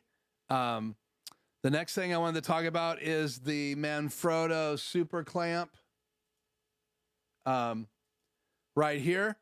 And I use those all over the studio. And the reason this is a tip is that you can use that to hang paper. Like if you want to do a background, a green screen, you could buy 2 Manfrotto poles. I have 2 of those on my pole back there so that I can hook my lights to them. So they have all kinds of different adapters that can plug into them. And I use this adapter right here for my cameras. So my main camera, my secondary camera, and even my overhead camera are all mounted to those, and they plug right into the Super Clamp. So that's a complete unit. So that's about 40 bucks. And then I think you can buy this for about $140 on the Manfrotto site. So keep that in mind. But I love these. You can buy new hardware for them when they start to wear out, and they will. If you put a heavy camera with a confidence monitor on it, eventually, and you tighten it down really tight, you will eventually wear them out. I've replaced the inner workings a couple times. I think it's like 25 bucks when I buy that bearing kit and a new handle. The handle is what seems to eventually die because of I'm cranking it down, because it literally stops both ends from moving. The reason I like these flex arms is that one knob tightens all the knuckles. So there's a knuckle on both ends, there's a knuckle in the middle, and that gives you the ability to position it wherever you want. And then if you add the camera bracket on it on the top, then you can use that as well to mount it to your camera. And there's more than just one mount for cameras. That's mainly for like the bigger DSLRs. They have a smaller mount if you're not going to use a big DSLR. If you're going to use like a small Sony, Sony camera or a small Canon camera M50, something like that, that you can get a clean HDMI out. You don't need this big camera adapter. But again, another tip that gives me ability to position things up on a pole, from a shelf, on my desk, at the back of my desk. So I have lots of flexibility, even lights up on a Manfrotto auto pole. I can use these to do that. Now, I don't have these flex arms on the auto pole. I only have this Manfrotto super clamp, and it has a little piece that plugs in so it'll mount to a desk. It's not in right now, but it fits in right here. I don't see it in the pictures here. That's weird. But there's a little piece here. So if you're going to do it on a shelf, it fills in this gap. If you're going to do it on a pole, then you take it out and it just pops in and pops out. I usually have one of those right here, which I do. So this is the piece that pops in and pops out. It just has two little holes there, and that just plugs in. And that is when you want to mount it to a shelf and not to a pole. And again, you can use those with a paper hanging device. Let me go back here to me and see if I have that right here. And this is tip number 13. These plug right into that Manfrotto super clamp. And so you can plug those in and hang paper from them, or you could use it to hang something else. So, but if you had two Manfrotto poles and two super clamps, then you just buy these, you see $20. And now you can just take one of those poles and hang your paper on the pole, and the pole would sit right on those two brackets. There's a hole on the bottom of this so that you can have it screwed in so it doesn't slide off. So if you need to be portable, take two auto poles with you, a paper, and these two, and two Manfrotto super clamps, and you can go to a site, put the poles up from the ceiling to the floor, hang a paper on it, and you have a background that could go anywhere with you. Way more sturdy than the rickety type paper stands that they have, a green screen, whatever it is. And again, so you need to take multiple papers with you, and they even make one that has 3 hangers built into it that you can plug into a Manfrotto super clamp. So if you have 3 papers and 3 poles that you need to hang from a super clamp, you can do that from the auto poles as well. So that would be vertically, and then you could use super clamps to hang lights from them horizontally. So, okay, so that is tip number 13. Let me go to the next tip. We're going to rock and roll here. That is the Elgato light strip. On the corner shelf back there is the Elgato light strip. But what I like about this light strip is you have this extension kit right here. And you also have a shelf kit right here. So if you wanted to use this to light the bottom and the top of your shelves, you can do that. Or you want to make boxes for your vehicles, collector's items, things like that, 1/6 scale figures. You wanted to put the things on the shelf behind you under glass. Maybe you have something that is already on your shelf. You just want to put some light on it. This is a great solution because it works with a Stream Deck. So you can choose colors. Those are LED lights. You can buy the kit, and you could make it go around the corners. So you could put together yourself a really nice Elgato Stream Deck controllable light, LED light, any color you want. And again, I can change the colors on that shelf back there. that is the light kit and the extension strip. So I have the light kit and I have the extension strip on the shelf behind me. And again, the tip is you can use this now to, so there you go. All three of them, it looks like for $39.99 on sale right now. I don't know if that's true or not, but you can go to Elgato's site. I'm there, elgato.com, and check it out for yourself. The tip is that you can use this as a traditional light strip or a light strip that you can cut and go around corners. And again, the same kind of lights you're used to, you can cut them at the cut mark, and then you can use the adapters that come in the kit to put it together. Now, you can buy cheaper LED lights, but these are a little higher quality, and I've had no problems with them. They don't flicker on camera like all the other LED lights seem to flicker, including the lights that are in my ATEM Mini. So again, that's the Elgato light strip for 2024. I do have a light strip here in the studio and the extension kit. I do not have this one kit in the studio, though I will eventually probably add this to my studio because I do want to have Elgato lights on my shelf. You do have to plug them in. They're not battery operated. They use regular AC power, and then you can control them because they have a wireless hub, so they can be communicating with your wireless network in your house, and then you can control it from the app on your smart device, or you can control it from a Stream Deck of any kind, even the Stream Deck pedal, which we'll talk about as our last item tonight. So, okay, so that is Elgato light strip. That's number 14. Understanding key and fill. Let's go back to me and my slideshow here. And there's a lot of confusion about this. This is why I want to address it. This is the new, this is like a, I think this is a web presenter, the back of that. This is the back of the newer HD Plus. And you can see the big difference in these devices is the SDs there. You only have two. You don't have the A and B. If you want to do key and fill, you have to have the A and B hookup. So let me get into my folder real quick here for tonight. Let's see, did I think I put this up here. Hang on a second. Yeah, here we go. So let's go to me and my laptop. So this is an example of key and fill. If you have motion graphics or a static graphic that has a key built into it, right? Pre-multiplied. This is what a pre-multiplied key is. It's two signals, right?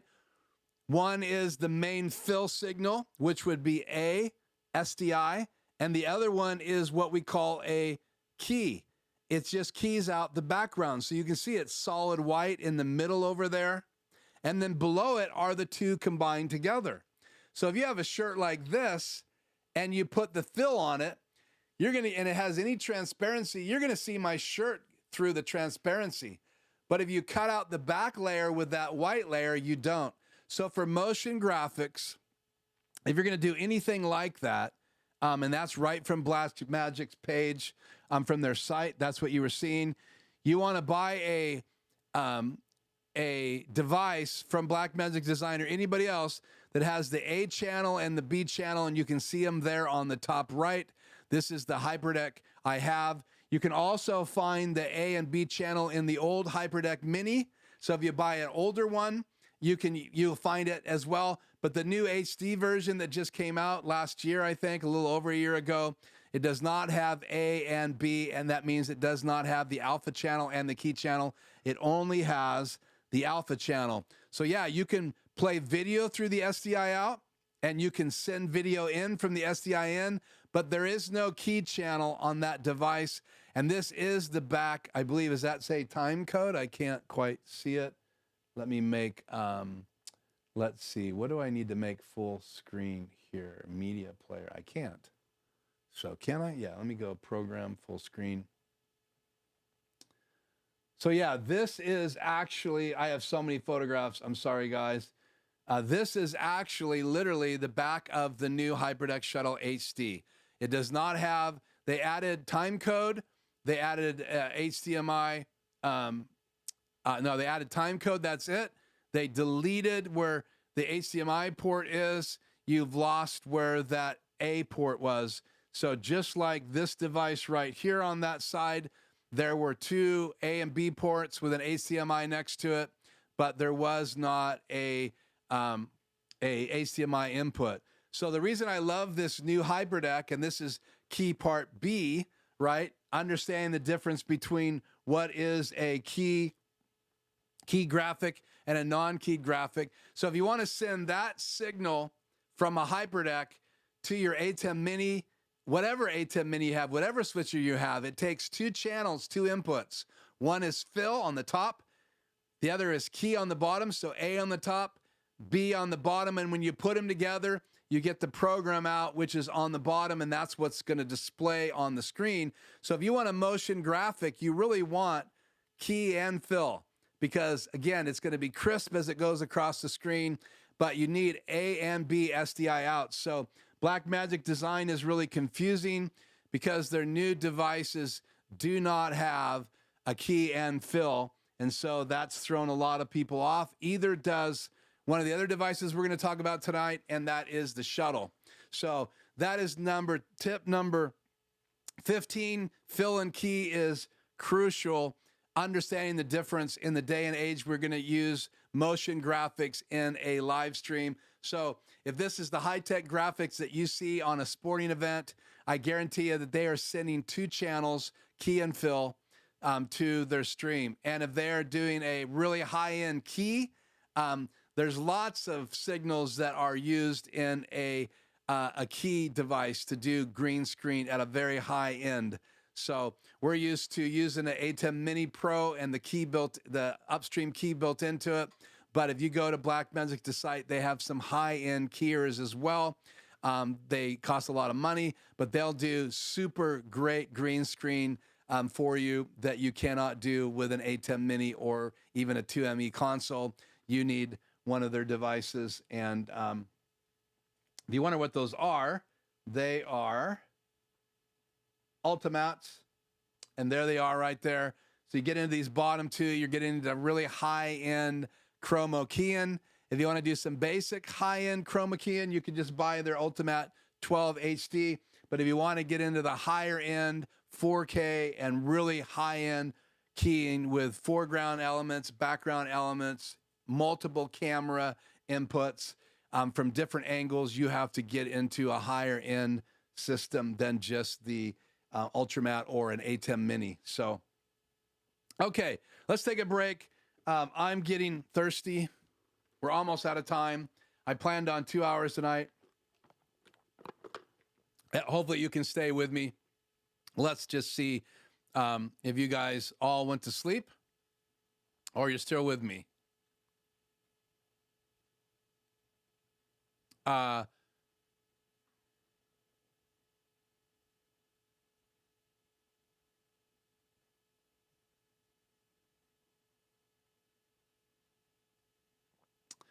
This is a great question. Joe is asking if the new HyperDecks can record both the SD card and the other drives at the same time. And I believe the answer to that is yes. They're separate drives. I think they both record at the same time, but I might be wrong. I apologize if I am. I've never been asked that question before. And what he's talking about is when you get into the bigger HyperDecks, they have the little SDA cards, and then they have the bigger SD drives that you can plug and play and bring in and out. They're both hot swappable because it will switch from one that's full to one that's empty automatically, and that could be either the one on the left or one on the right. You just got to make sure that they are forwarded. You get lights to warn you when one drive is filling up. It'll automatically switch. If you lost a frame, it's a frame, and I do believe it will record to both of those, Joe, at the same time, but again, check me to see if that is really true. So last week, I know some of you, we had a moment of silence for TVJ. He had interesting episode last week. So there is the explanation. I did reach out to him to make sure he's okay. I was excited to know that he was perfectly fine. But obviously that's been happening in the chat. But I wanted to point that out because many of you paused with me last week as we had a moment prayer of silence for him. And I prayed under my breath during that time, but I appreciate you guys joining me for that. And we're glad, Jay, you are okay.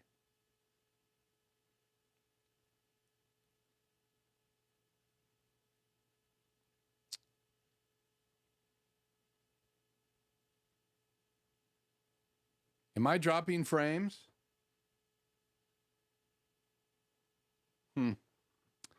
Oh, well, sorry about that. Major buffering here.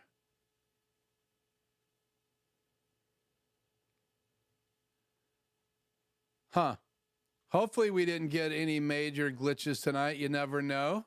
With my wireless, occasionally it does some weird things. I will be putting these Amazon links up later. I apologize. So again, I hope you guys will use those when I get them up.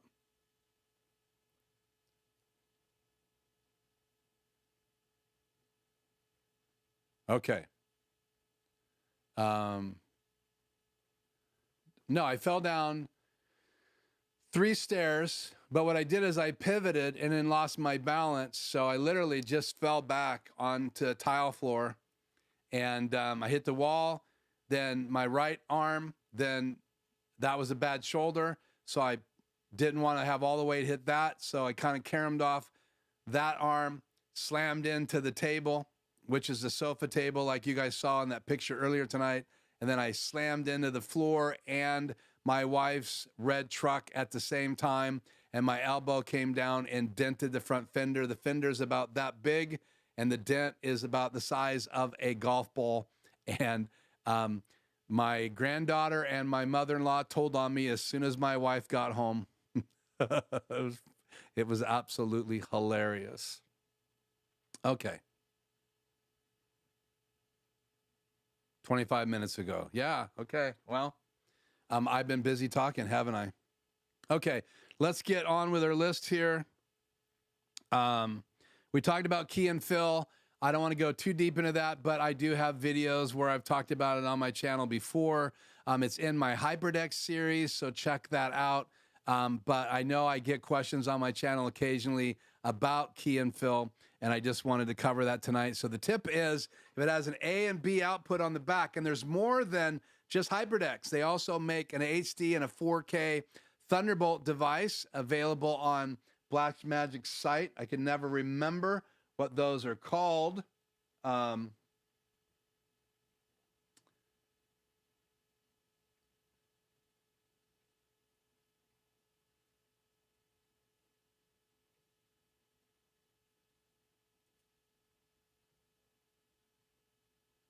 Yeah.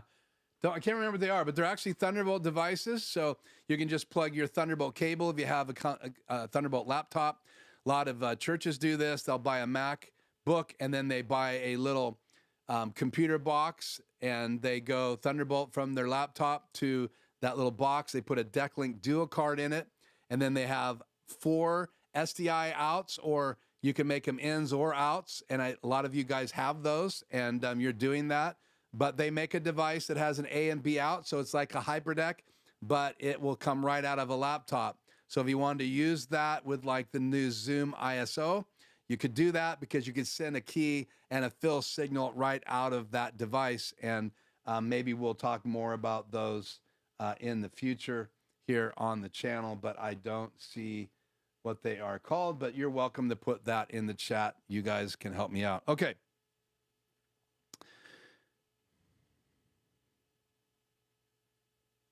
Streaming bridge. Blackmagic Design streaming bridge. Very cool device. I've used this a number of times on my channel. I really want to use this as a tip tonight. If you have a ATEM Mini Pro, right, and you want to send it signal to another part of the building, not live stream from it, but you want to be able to have a monitor out Think about this. The signal you send from an ATEM Mini Pro to a streaming bridge is program. The HDMI out of an ATEM Mini Pro, and I have one here on my desk, ATEM Mini Pro. So this has the ability to do multi-view. You can't do multi-view on an ATEM Mini, but you can on the ATEM Mini Pro and the Pro ISO. So if I wanted to have multi-view coming out of the HDMI out, but I also want to have a confidence monitor, right? Then I could send this, and this would be for mainly recording videos. So keep that in mind, because you're not going to be able to stream to a streaming bridge and to Facebook or YouTube or wherever you're streaming to at the same time. But there's a workaround for that as well, right? So you could have a splitter and then have multi-view up when you need it, and then switch back on the ATEM to program. Didn't it switch? What am I doing? Wrong device. Got to switch the right device. So I could switch it over to program when I need a confidence monitor real quickly. So I'd have one going to my regular monitor, one above my camera with a splitter. So anytime I need a confidence monitor, make sure that I'm centered in the camera, I'm in focus, I could just switch to program, and that would send the program to both monitors, and then I could go back to multi-view. There is no way to get both out unless you use the streaming from the CAT cable out to a streaming bridge. And then, so we're all on the same page here, the streaming bridge would be plugged into a monitor. That could be another place in your business. It could be another building. If you wanted to send it to a building, you'd have to open up port forwarding to do that. It could be at someone else's house, and they could be receiving your stream. It could be a conference room, so you could send everything from the main production room to the conference. So all the employees are meeting in there while your producer is in the production room, and he could send all of the things that were happening into the boardroom or whatever, the conference room or the meeting room, from that room through a streaming bridge. But you could also use that streaming bridge right in the same room you're in and send the program out to a confidence monitor. So that monitor right there, if I had a streaming bridge hooked up to it, I could be sending the program to that monitor through a streaming bridge and just plug the HDMI cable in the back of the streaming bridge into that monitor. So back to the streaming bridge here on the screen, it literally has an HDMI output, and I can stream to it. And that new console by Blackmagic Design ISO version literally has one of these on every single ISO channel built into the board, so you could send camera signals into the board. But I can use one of these to stream from one room in my house into my studio, which I've done. I did that on the Christmas live stream. I've done that in the garage. But I want to give you the tip tonight that you can literally stream from one room to another room. And I have a little diagram for this. Where is it? Let me pull this up real quick.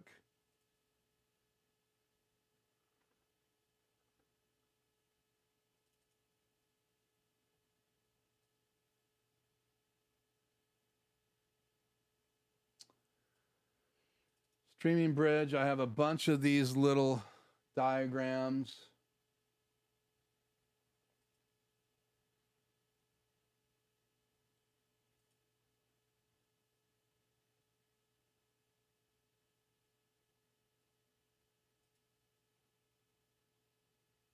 This one right here, I'm going to drop into this slot right here. Okay, so me in a slideshow, let's drop this in here. So there's a diagram. So you're coming out of the ATEM Mini Pro or Pro ISO. You could do this from an extreme ISO as well. Again, you're not going to be able to send that stream to the network at the same time to a channel like YouTube or Facebook. But if you just wanted to go to a confidence monitor, your ATEM is going to stream the program to the streaming bridge, and you come out of the HDMI out to your confidence monitor. Now you have a monitor that shows you what people are watching in the live stream, and you could do that. as well as you could do the same thing and have that monitor in another conference room so everybody else could see what's going on. So your producer could be sending you all the stuff to the room.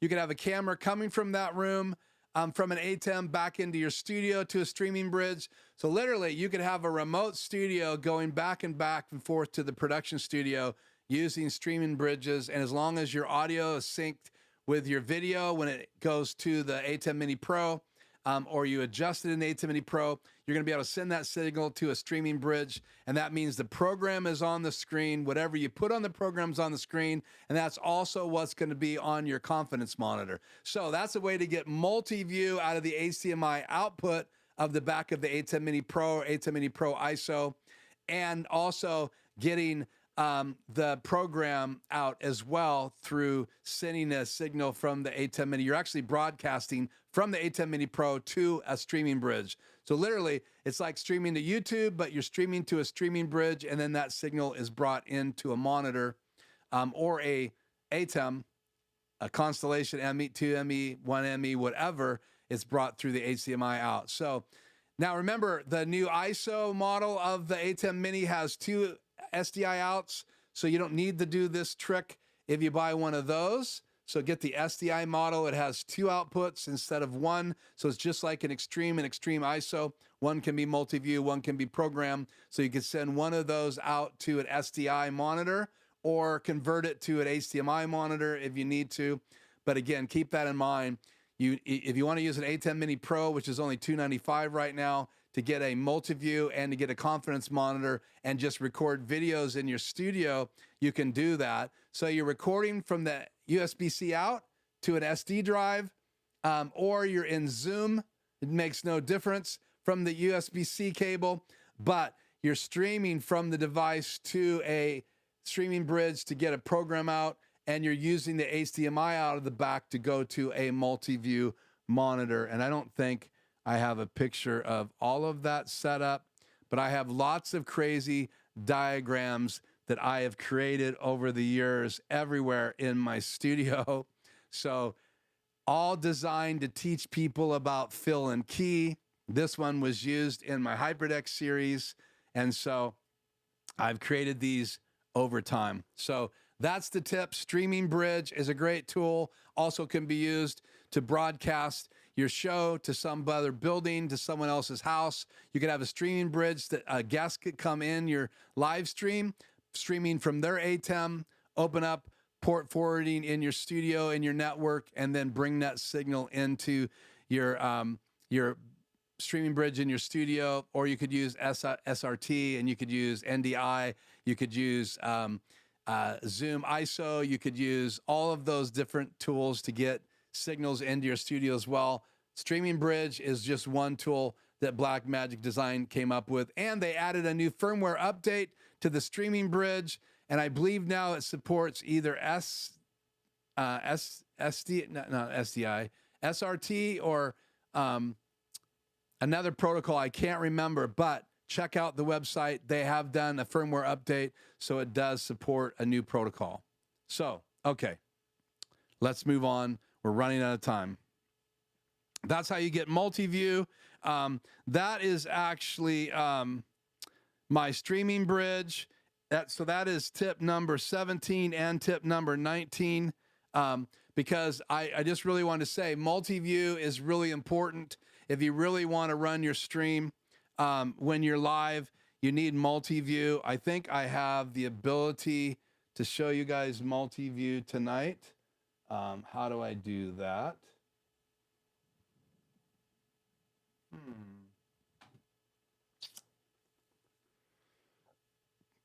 I don't have a still image. So let me just say this. The ATEM Mini Pro has multi-view built into it. So does the ISO. And I just want to remind you that that's a really great tool. You have multi-view that you see behind me. This is from the ATEM Extreme. So it has lots of different boxes, and I can change the layouts. If it's an ATEM Mini, ATEM Mini does not have multi-view, but the ATEM Mini Pro and the ATEM Mini Pro ISO does. The web presenters do not have multi-view either. They have their own layout for one camera input. But in the ATEM Mini Pro and ATEM Mini Pro ISO, multi-view is available, and it's out of the HDMI out. You also have a little matrix built in the front of it so that you can switch between camera input 1, that's this input right here, 2, 3, 4. I can do multi-view or program out from the ATEM Mini Pro, and that comes out of the HDMI out. And I do have it plugged into my ATEM Extreme into channel 1, 2, 3, 4, 5, 6. So let me do this. Let me go to output. Let's see.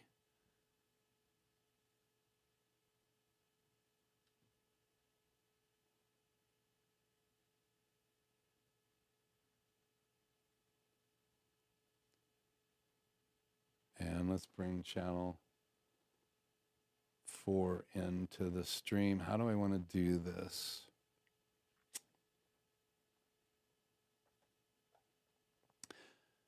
Oh, that doesn't work. What in the world am I doing here? That should not have done that. Should it have? Holy cow. Interesting. Okay, well, something's wrong with that. Let's go back to 1, 2, 3, 4. Okay, well, I had multi-view set up, but for some reason when I make it go live, it goes into the infinite deal. I'm not really sure why that's happening, but multi-view is available in the ATEM Mini Pro, ATEM Mini Pro ISO. And if you are setting up a studio, like I have some new clients that I'm helping out, having a confidence monitor is really important so you can see what your peeps are seeing when you're live, but also having multi-view to see what is in the preview screen, what's in the program screen. So that's preview, that's program. I can change what's in preview just by getting another camera ready here. That's off the air. But let's just say I want to have that in the preview, my downward camera. If I want to have camera 1 in the preview, I can set it like that. This is my streaming on the air. That tells me how well I'm streaming. If the buffer is filled, what megabytes a second I'm streaming my disk and what's recording. I'm not doing ISO tracks tonight. I'm only recording the program out. So I filled it up last week when we were live, had to take a folder out of it, and then have my still image down here, have my chat right there from my PC. So no, that's my laptop. That's my PC. My media player is right up here. My media player 2 is right there. That's my background for SuperSource. And then I have my HyperDeck right down here, as well as Extreme 1 and Extreme Out. That's channel 2 and 3 in my ATEM, and that's coming from my other Extreme ISO. So all of that multi-view lets me see what cameras are live. So when I glanced over there, this wasn't live because it timed out. So I had to turn the camera on and off. That's why it's important to have a multi-view, because if I'd made that go live while the camera's off, you guys would have got a black screen. Instead, you did get a few seconds of just this view while I was talking, but that's better than me cutting to a black screen by accident. So the tip is use your multi-view, and if you only have an ATEM Mini Pro, use the Matrix on board to get a confidence monitor. So here's the Matrix. So if I just want to see camera 1 input, I can cut to it, and then it's full screen, and then I can cut back to multi-view because you have this little Matrix built into the front of your ATEM Mini Pro, ATEM Mini Pro ISO. And if you look at the ATEM Mini, you'll see that all this section is not there. So all of these buttons, because you can't record, you can't go on air, you don't have stop recording or off streaming, and you don't have this little matrix on the ATEM Mini at all. So keep that in mind. There is no multi-view available on the ATEM Mini Pro, and that's why I wanted to use that as a tip. Okay, we're almost out of time, or actually out of time, so let's do this. I also wanted to highlight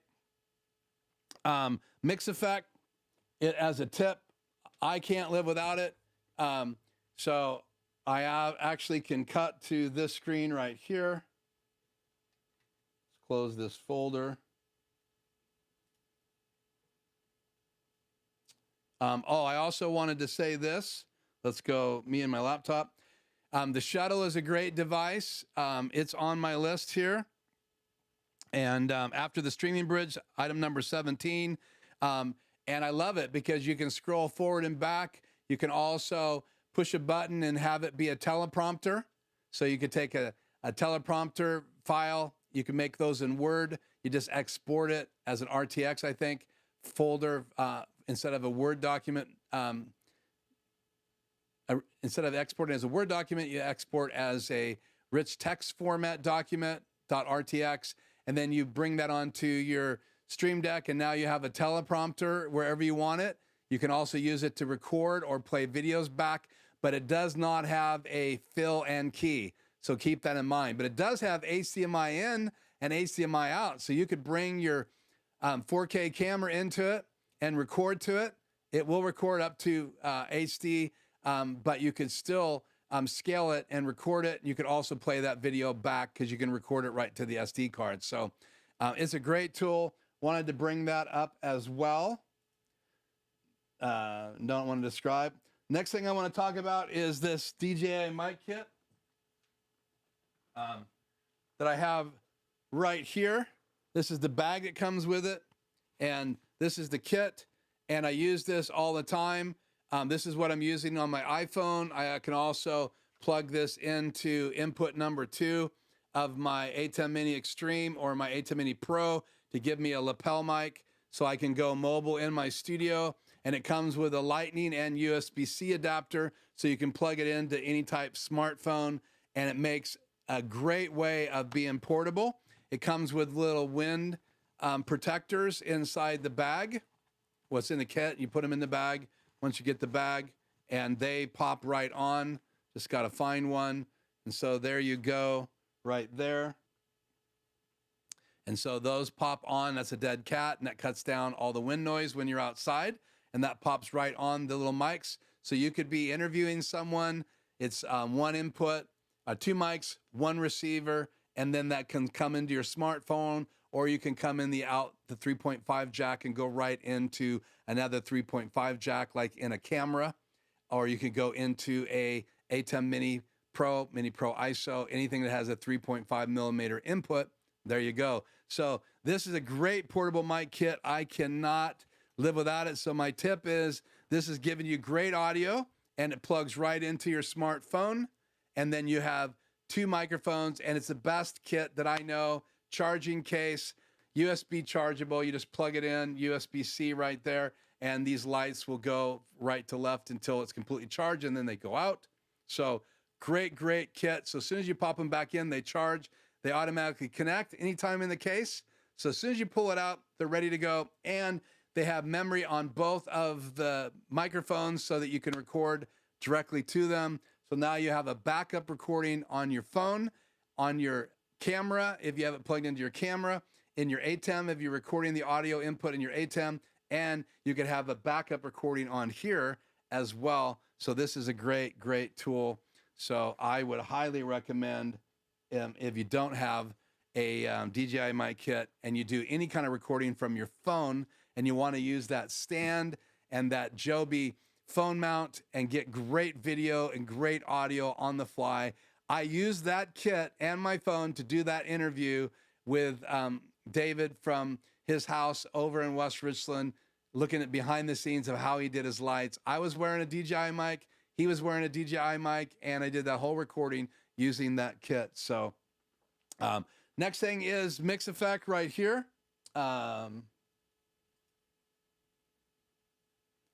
Here is a picture of multi-view on an ATEM. I knew I had a picture somewhere. So you can see you have preview on the left, program on the right, your 4 cameras in the center roll, and then you can see your media player, your recording status, your on-air status, and your audio signals for all of the inputs, including the 2 mic inputs and your master. So can't live without it. That is multi-view. Mix Effects is $49.99. That's probably going to go up next year because of just inflation. So if you did not buy Mix Effects yet, download the app, use it free, use it to control your ATEM Mini, your ATEM Mini Pro. Adam just did new updates to do the new devices. So it is ready to go. You can control your HyperDecks. You can control your macros. You can control what switching your keys on and off. You can change still images. You can change video clips. You can do all of that from here. And you can even rename your macros from inside the app. And you cannot do that without completely recording them inside the control software. So Adam, shout out. Thank you so much for MixFX. This is a tool. And if you want to get mobile, I can go anywhere and control my ATEMs, all three of them from this device. So I can switch devices and control them. It just takes a few seconds. So I love this app, and it even has some multi-view features built into it now. So go to Adam Tao's site, MixFX, and download it today, only for iOS. This is not sponsored. This is not a commercial. I'm just a big believer, and I want to give you guys that tip. So that is another tip. So let me put my iPad down because I use this for my live stream and go back to me in a logo. Okay, so that was tip number 19, tip number 20. Okay, onto my desk. Back to my desk. I could put myself in a picture-in-picture. Probably here. Find my mouse. Go like that. Wow, that mouse isn't working. Let's go to...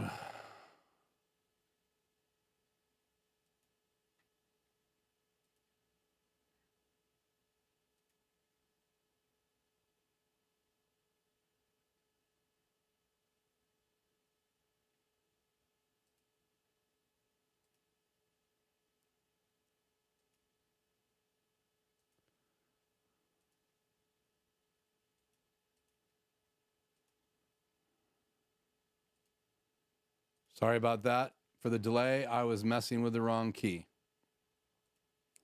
Okay, so key number 3. I'm on the air. Let's move me down there, up there.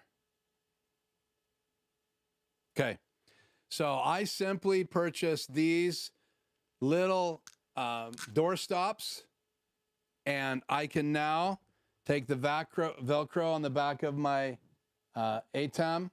Let's see, can you guys see that at all? Let me pull a little further, lift it up.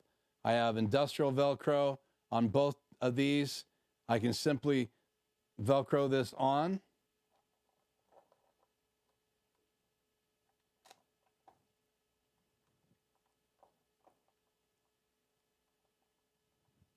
This is industrial Velcro, so it doesn't come off without some effort.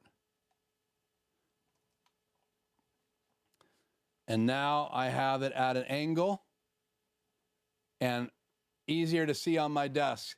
So I think I spent $8 or $9 for those 2 door stops. And now you have, and the Velcro, and now you have a stand that tilts up your ATEM. Is easier to see in the back to hook up your cables. And you can do this with a HyperDeck. You just put them on the opposite way. So I have these on my HyperDeck just reversed. So instead of on my HyperDeck this way, I reverse them this way, and now it pushes my front of my HyperDecks up so I can see the little tiny little 3.5 millimeter, actually it's smaller than that, 2.5 screen.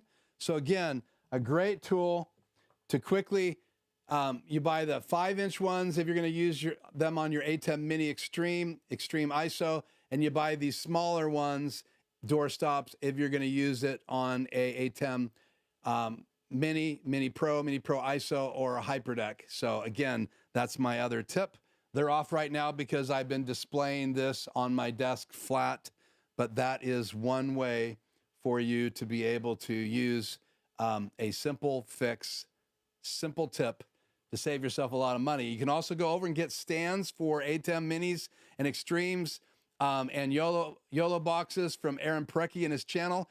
He's designed them. He has them printed. You can order them from his store, and they're really cool as well. But I've been using those door stops as my tool to do that. So that's tip number 21 and 22, because you can use those on HyperDecks, Extremes, and Extreme ISOs. I can pull one of these off real quick.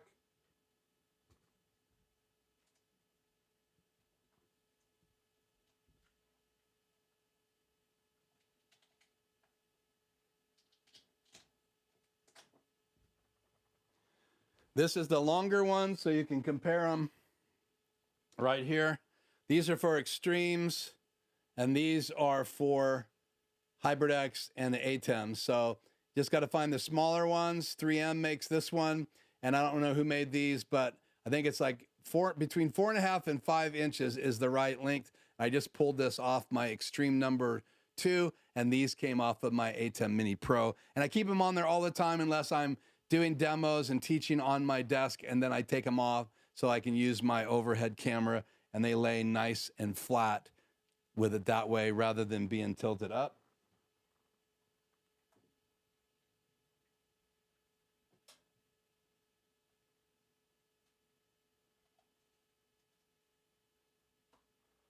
Putting my studio back together. Okay, we're almost done. So, Rodecaster Pro version 2. Are you up there?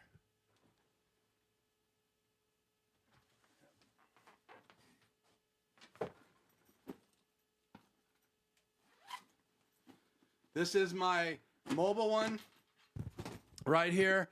And I just want to say this is a great device. They have the 1 and the 2 because this one's got more computer power. And real quickly, it has 2 USB-Cs in. I've talked about this before. So you show me another interface that lets you have 2 devices. You could have your MacBook plugged into it, so you could use that for a Zoom call, and you could also have your PC plugged into it, set it on your desk, and it's ready to do audio from either one. I could bring a guest in from my PC and a guest in from my laptop using Mix Minus and bring them through Zoom right into my live stream. You can only do that I know of with a device that has the ability to be an interface for 2 different devices. You can also Bluetooth into it. You can also pair it with the new Bluetooth Rode lab mics. So you can actually just grab one of those and Bluetooth in, and you don't have to have a receiver. It's built into the device. So Rodecaster Pro 2, that's all I have to say about it tonight because we're out of time, but I love the 2 USB-C ports, and I keep this. I purchased it and my Extreme ISO number 2 at the same time, and I use this for portable live streaming or portable podcasting when I need to be out and about. Okay, that's number 23. Actually, I think we're all the way to 24. And then the last thing I wanted to say is this, and then we're going to wrap this stream up. If I go right here,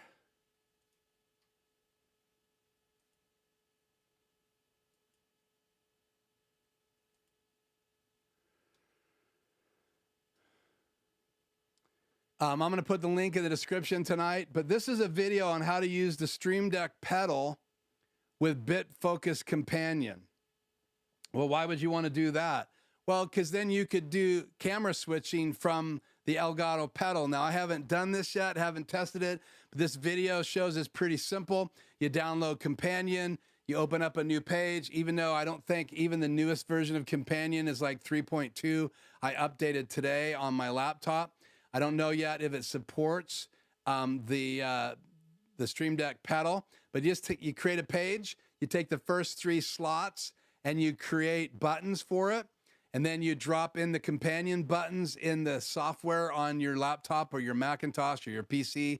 And then you create whatever kind of button you want. So you can create a companion button, and you can link companion with your ATEM Mini Pro, Pro ISO, Extreme ISO, and you can also link it with your other devices in your studio. And so now you could use the pedal to switch cameras. So let's just say you want to transition between 2 cameras or 3 cameras. You could have camera 1 be button 1 because there's 3 buttons. There's a side button left, side button right, and a middle button, or you can take out the button and put a heavy spring block in the center and not make it a button so you can rest your feet there. But you can literally have 3 buttons in your studio to go from one device to the other device to the other device. And I do have the Stream Deck pedal in my studio. I mainly use it to switch between this camera view and that camera view, but I was playing with Companion today and ran out of time because I was thinking about trying to demo this to you. So download the newest version of Companion, watch the video that I will link in the description, and it's by Gert Verhoff. It's his tutorial, and it's use a Stream Deck pedal with bit focus. It's a short video. It's 1 minute and 54 seconds, and I will drop a link right now into the chat. I think I can. Let me just drop it into the video right now. There we go. So rarely do I do that, but there is that video. I just dropped it in the chat. You guys can go check that out later or copy it right now into your another web browser page. And that's the last tip. So that's 24 tips for 2024. Let's go back into the chat and see what's happening. That's an old chat.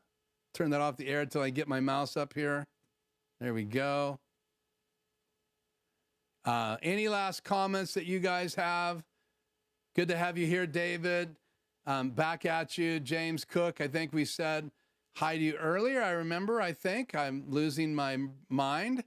It's been so long a night. Longest stream, I think, ever yet. Hank says, Keith, I recently spoke with Steggy at Elgato regarding the extensive back order delays on the prompter. He told me that the current back order should be filled by mid-February rather than late March. Cool. Yeah, I know they've been working really hard. I'm supposed to get a new one sent to me. I text the lady. She said mid-December. She told me today they're still on back order. So I appreciate that update, Hank. That is great news. So if you do want to get a prompter, you can do that. Thank you. See you later, Jay. I'm sure you already left. It's time for you to do your stream. Not to nitpick, but the graphic with the ATEM and the streaming bridge shows an ATEM, not the Pro, meaning it can't stream to streaming bridge. True. So I apologize. That's right. I remember catching that a while back, and I meant to change it. I just literally dragged that out of my old folder. So, yep. That is correct. So I apologize for that. I stand corrected. So all of that needs to be an ATEM Mini Pro or Pro ISO. That ATEM Mini does not stream to anything, and that is the wrong picture. And it would also not have had the matrix on it going back and looking at that picture. So, okay. So if you're watching this video, I stand corrected. It needs to be a Mini Pro ISO, Extreme ISO. Web Presenter Pro 4K or regular HD to stream directly to a streaming bridge. So, okay. Well, guys, I'm toast. So I am going to say goodnight. Thank you so much. I hope you enjoy 2024 as much as I plan on doing it. I hope you see 2024 as a glass full, not half full, or as full as can be, and that you make the most out of it. We are going to here on the channel. You're going to see more videos. You're going to see more strategic streams. You're going to even see some post shows this year, and we're going to have our Zoom gatherings as well that aren't live, but we get to all talk and chat with each other. That's every quarter. So we have another one of those coming up very, very soon. So I'll keep you posted. So have a happy new year. Thank you so much for joining me tonight. I am Keith. That's it. We're going to roll out, and I hope you enjoy the rest of your week. And thank you so much for tuning in. Hop over to Jay's stream and watch that video later, and come back for some links and like the video if you haven't yet. I appreciate you being with me every week. I am Keith. This is Life Journey Production Studios, and we'll see you next week.